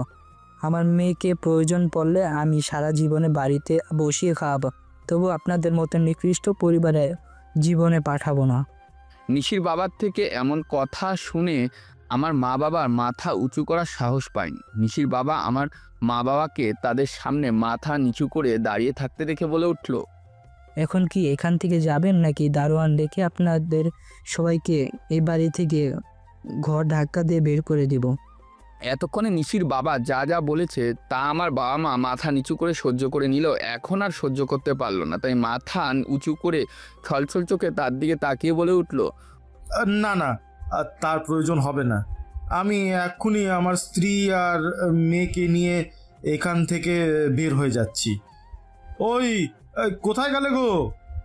এই নিধিকে নিয়ে আসো, আমি বাইরে গিয়ে তোমাদের জন্য অপেক্ষা করছি। বাবার কথাটা বলে সেখানে আর এক মুহূর্ত না দাঁড়িয়ে সরাসরি বাইরে চলে গেল। মা বাবার কথা শুনে কোনো মতে শাড়ির আঁচল দিয়ে তার চোখ মুছে নিধিকে ডাকার জন্য সামনের দিকে এগিয়ে যেতে নেয়। মা চোখ উঠিয়ে সামনে তাকাতেই দেখতে পায় নিধি কিছুটা দূরে ছলছল চোখে তাদের দিকে তাকিয়ে রয়েছে। তারপর মা নিধিকে হাত দিয়ে ইশারা করে তাদের কাছে আসতে বলে। নিধি মায়ের ইশারার মতন তার কাছে এসে মায়ের সাথে বাবার পেছন পেছন নিশিদের বাড়ি থেকে বের হয়ে যায়, আর সেখান থেকে আমাদের বাড়িতে। মা বাবা নিধি যখন নিশিদের বাড়িতে দরজা দিয়ে বের হচ্ছিল তখন নিশির বাবা বলে ওঠে, আপনার এই বদমাস ছেলেকে বলে দিন অন্য একটা চাকরি খুঁজে নিতে। এর মতো খারাপ একটা ছেলেকে আমি আমার কোম্পানিতে রাখবো না। বাবা এইসব শুনে কিছু না বলে বাড়ি থেকে বের হয়ে আসে। এতটা পথ বাবা মাথা উঁচু করে কোনো কথা বলেন। মা বলেছে আর নিধি কিছু বলেছে। সবাই চুপচাপ মাথা নিচু করে বোবা কান্না কেঁদে বাড়িতে চলে আসে। বাড়িতে আসার পর বাবা কারোর সাথে কোনো কথা বলে না, চুপচাপ তার ঘরে চলে যায়। বাবার পিছন পিছন মাও যায়, আর নিধি চুপচাপ তাদের চলে যাওয়ার দিকে তাকিয়ে চোখের জল ফেলে। অন্যদিকে মা বাবা নিশিদের বাড়ির থেকে বের হয়ে যাওয়ার পর নিশি উপর থেকে নিচে নেমে আসে। তারপর তার বাবাকে বলে ওঠে, বাবা কি হয়েছে? তুমি নিচ থেকে এত চিৎকার চেঁচামেচি করছো কেন? কিছু হয়নি মা, যা হওয়ার তা তো আগে হয়ে গিয়েছে। তাহলে এত চিৎকার চেঁচামেচি করলে কেন? আমি তোর সাথে যে অন্যায় করেছি তা শুধরে নেওয়ার চেষ্টা করলাম। ওই লম্পট ছেলের মা বাবা বোনকে অপমান করে বাড়ি থেকে বের করে দিয়েছি। ও মা, তুই চিন্তা করিস না, আমি তোর জীবনে যে ক্ষতি করেছি তা ঠিক করে দেব। কিভাবে? প্রথমে তো ওকে আমার অফিস থেকে বের করব, তারপর তোর জীবন থেকে। একদম ভালো বুদ্ধি ভেবেছো। তুমি আজকেই অফিসে গিয়ে ওই শয়তানটাকে ঘাড় ধাক্কা দিয়ে অফিস থেকে বের করে দাও। হ্যাঁ, তাই দিব। বাবা, ওর সাথে আমাদের চুক্তিপত্র স্বাক্ষর করা আছে। আরও 1 বছর না চাইতেও ওকে আমাদের অফিসে রাখতে হবে। সেই সব আমি দেখে নিব, কিন্তু ওকে আমি আমার অফিস থাকতে দিব না, আর না তোর জীবনে। যে ছেলে আমার মেয়ের উপর অত্যাচার করে বাসর রাতে ঘর থেকে বের হয়ে অন্য মেয়ের কাছে চলে যায়, তাকে আমি কোনোভাবেই আমার চোখের সামনে সহ্য করতে পারবো না। ওকে তো আমার খুন করে ফেলতে মন চাচ্ছে, কিন্তু ওর কপাল ভালো, এতদিন ধরে নিষ্ঠুর সাথে আমার অফিসে কাজ করেছে, তাই আমি ওকে কিছু করছি না। তাই বলে ওর মতো চরিত্রহীন লম্পট জানোয়ারকে আমার মেয়ের জীবনে বা চোখের সামনে আর এক মুহূর্তের জন্য রাখবো না। কথাটা বলে নিশির বাবা রাগে ছটফট করতে থাকে এবং সেখান থেকে তার ঘরের দিকে যেতে লাগলো। অন্যদিকে নিশির মা নিশিকে বলল, নিশি, কালকে তোর ওপর দিয়ে অনেক কিছু গিয়েছে। তুই এক কাজ কর, তোর বান্ধবীদের সাথে একটু বাইরে ঘুরে আয়, তাহলে দেখবি তোর আর খারাপ লাগবে না। আচ্ছা মা। নিশি হালকা করে মুচকি হেসে তার মায়ের উদ্দেশ্যে উক্ত কথাটা বলল। তারপর নিশির মা মেয়ের মাথায় হাত বুলিয়ে সেখান থেকে চলে গেল। নিশির মা সেখান থেকে চলে যাওয়ার পর নিশির হাসি মুখ মলিন হয়ে গেল। তার সাথে তার চোখে মুখে চিন্তার ভাঁজ ফুটে উঠল। কিছু সময় চলে যাওয়ার পর নিশি বলে উঠল, এটা কিছুতে হতে দেওয়া যাবে না। যে কোনোভাবে বাবাকে ওকে আমার থেকে দূরে সরিয়ে দেওয়া থেকে বিরত রাখতে হবে, না হলে আমার প্রতিশোধ পূরণ হবে না। যেভাবে হোক বাবা কিছু করার আগে আমাকে কিছু একটা করতে হবে। এখন যাই, মায়ের কথা মতো বান্ধবীদের সাথে আড্ডা দিয়ে আসি, তাহলে আমার শয়তানি মাথার বুদ্ধি খুলবে। নিশি এটা বলে একটা মুচকি হাসি দিয়ে বাড়ির দরজার দিকে এগিয়ে যেতে লাগলো। দেখতে দেখতে সময় কেটে গেল। নিশি গাড়ি নিয়ে রেস্টুরেন্টের সামনে উপস্থিত হয়ে গেল। আর একটা সময় রেস্টুরেন্টের ভিতরে বান্ধবীদের সামনে নিশির সবার সামনে দাঁড়ানোর সাথে সাথে সবাই নিশির দিকে গম্ভীরভাবে তাকালো। নিশি সবার দিকে একবার চোখ বুলিয়ে তারপর নিজের চেয়ারে বসতে বসতে বলে উঠল, কিরে, তোরা সবাই আমার দিকে ভূত দেখার মতো তাকিয়ে রয়েছিস কেন? তোর কর্মকাণ্ড দেখে। নিশি, তুই আমাদের একটা সত্যি কথা বলবি? হ্যাঁ বল, কি বলতে হবে? তুই সব ইচ্ছে করেই করেছিস, তাই না? কোন সব? কালকেতে যা যা করেছিস সেই সব। তোদের কি মনে হয়? আমাদের তো মনে হয় কালকে রাতে তুই যা যা বলেছিস সবটা তুই সাগরের সাথে করেছিস, আর নাম দিয়েছিস ওর। হয়তো কিছু মিথ্যা কথাও বলেছিস। বাহ, তোদের সবাইকে তো ক্রাইম ব্রাঞ্চে থাকা দরকার। আমি কিছু না বলার আগে সব শুনে এক রাতের ভিতরে বুঝে নিয়েছিস। মানে তুই এসব করেছিস আর নাম দিয়েছিস মিজুয়ে? হ্যাঁ, একদম ঠিক বলেছিস। কিন্তু তুই ওনার সাথে এমনটা করলি কেন? ওই শয়তানটা আমার সাথে কি করেছে তোরা এত তাড়াতাড়ি সব ভুলে গেলি? তাই তুই ওনার সাথে এমন ব্যবহার করলি? হ্যাঁ। এর মানে তুই মিজুয়ের ওপর প্রতিশোধ নিচ্ছিস? একদম ঠিক ধরেছিস। নিশি, তুই কি পাগল হয়ে গিয়েছিস? মিজু এখন তোর বর, আর কালকে তোদের বাসর রাত ছিল। কেউ বরের সাথে আর বাসর ঘর এমন করে? বর মাই ফুট। ওর মতো ফকিনিকে আমি আমার বর তো দূরের কথা, বাড়ির চাকর করেও রাখবো না। আর কি বলি, বাসর রাত? ওই ছোট লোকের সাথে আমি করব বাসর? এই নিশি চৌধুরী করবে বাসর? তোরা এটা ভাবলি কি করে? সবাই অপলকভাবে নিশির দিকেই তাকিয়ে রয়েছে। নিশি কিছু সময় নিজের মতন করে হেসে তারপর বলে উঠল, শোন, এই নিশি চৌধুরী যাকে বিয়ে করে বর মানবে আর যার সাথে বাসর করবে সে কোনো রাজপুত্র হবে, মিজুর মতো ছোট লোক ফকিরনি না। তাহলে এতদিন ধরে তোর ওর ভিতর যা হলো, কাল রাতে বাসর ঘরে ঢোকা, এসব কি ছিল? নাটক। ওর সাথে আমি এতদিন যা যা করেছি, আমাদের ভিতরে যা যা হয়েছে সব একটা নাটক ছিল। সব নাটক হলে তোর বিয়ে কি ছিল? ওটা কোনো বিয়ে না, ওটা আমার নাটকের মুখ্য অংশ আর আমার প্রতিশোধের সবচেয়ে গুরুত্বপূর্ণ অংশ ছিল। এতদিন খুব কষ্টে চুপ করেছিলাম শুধুমাত্র এই দিনটার জন্য। উনি তো দিনের সবটা সময় তোর আশেপাশেই থাকতো। তুই চাইলে যখন ইচ্ছে তখন ওর উপর রাগ বের করতে পারতি, ওনাকে অপমান করতে পারতি, প্রতিশোধ নিতে পারতি। তাহলে এই বিয়েটা করার কি দরকার ছিল? হ্যাঁ নিশি, নীলিমা একদম ঠিক কথা বলেছে। তুই বলতো এই বিয়েটা করতে গেলি কেন? ওই আমাকে রাস্তার উপরে দাঁড়িয়ে এত এত মানুষের সামনে থাপ্পড় মেরেছে, অপমান করেছে। এই নিশি চৌধুরীকে ওই অপমান করেছে। ওকে দিনের ওই কিছু ঘন্টা কষ্ট দিয়ে আমার মন ভরবে না। আমি চাই ওকে দিন রাতের প্রতি মুহূর্ত প্রতিক্ষণে কষ্ট দিতে। তাই বলে তুই উনাকে বিয়ে করে নিবি? নিশি, এইভাবে যা তোর আর উনার দুইজনের জীবন নষ্ট হয়ে যাবে। জীবন নষ্ট হবে? সেটা আবার এই নিশি চৌধুরী? বোকা মেয়ে, তুই এতদিন আমার সাথে থেকেও আমাকে চিনতে পারিসনি। আর না, আমার জীবন সম্পর্কে তোর কোনো ধারণা আছে। আমি যদি একটা তুড়ি বাজাই তাহলে হাজার হাজার ছেলের লাইন লেগে যাবে, আর তুই কিনা বলিস আমার জীবন নষ্ট হবে? অবশ্য এটা ঠিক বলেছিস যে ওই ফকিরনির জীবন নষ্ট হয়ে যাবে, কারণ ওর জীবন নষ্ট করার জন্য, ওর জীবন থেকে সব সুখ শান্তি কেড়ে নেওয়ার জন্য আমি ওকে বিয়ে করেছি। নিশি, একটা মেয়ের বিয়ের আগের জীবন আর বিয়ের জীবন এক হয় না, এটা বুঝতে শিখ। তোদের মতো মেয়েদের জন্য হয়তো এটা প্রযোজ্য হয়, কিন্তু আমার মতো রাজকন্যার জন্য এটা প্রযোজ্য না। আমি সোনার চামচ মুখে দিয়ে জন্মেছি, আর মরার আগে পর্যন্ত তেমনই থাকবো। নিশির এমন ধারা কথা শুনে ওর বান্ধবীদের মধ্যে কারোর আর বুঝার অসুবিধা হলো না যে নিশি বলছে না, বরং নিশির ভেতর থাকা অহংকার বলছে। তাই নীলিমা বলে উঠল, নিশি, শোনা, যে নাকি একটা দামি বস্তুর সময় এর প্রভাব তার মূল্য কমে বাড়ে, আর সেখানে তুই সাধারণ একজন মেয়ে। নিশি, নীলিমা একদম ঠিক কথা বলেছে। এত অহংকার করিস না, কারণ মানুষের দিন কখনো এক থাকে না। নীলিমা ও বাকিদের থেকে এমন কথা শুনে মুহূর্তের মধ্যে নিশির হাসি মুখে একরাশ রাগ এসে ভিড় জমা হয়। প্রিয় শ্রোতা বন্ধুরা, ভালোবাসার কুড়েঘর চ্যানেলে আপনাদের সকলকে আরও একবার স্বাগতম জানাচ্ছি। আজকের গল্পটি এখানে শেষ করা হলো। গল্পটি কেমন হয়েছে তা কমেন্টের মাধ্যমে জানাতে ভুলবেন না, এবং চ্যানেলে নতুন হয়ে থাকলে চ্যানেলটিকে সাবস্ক্রাইব করে পাশে থাকা বেল আইকনে প্রেস করুন, যাতে করে আমাদের প্রত্যেকটি নতুন নতুন গল্পের নোটিফিকেশন আপনাদের কাছে সবার প্রথম পৌঁছে যায়। দেখা হচ্ছে পরবর্তী কোনো গল্পে। ততক্ষণ ভালো থাকবেন, সুস্থ থাকবেন। ধন্যবাদ।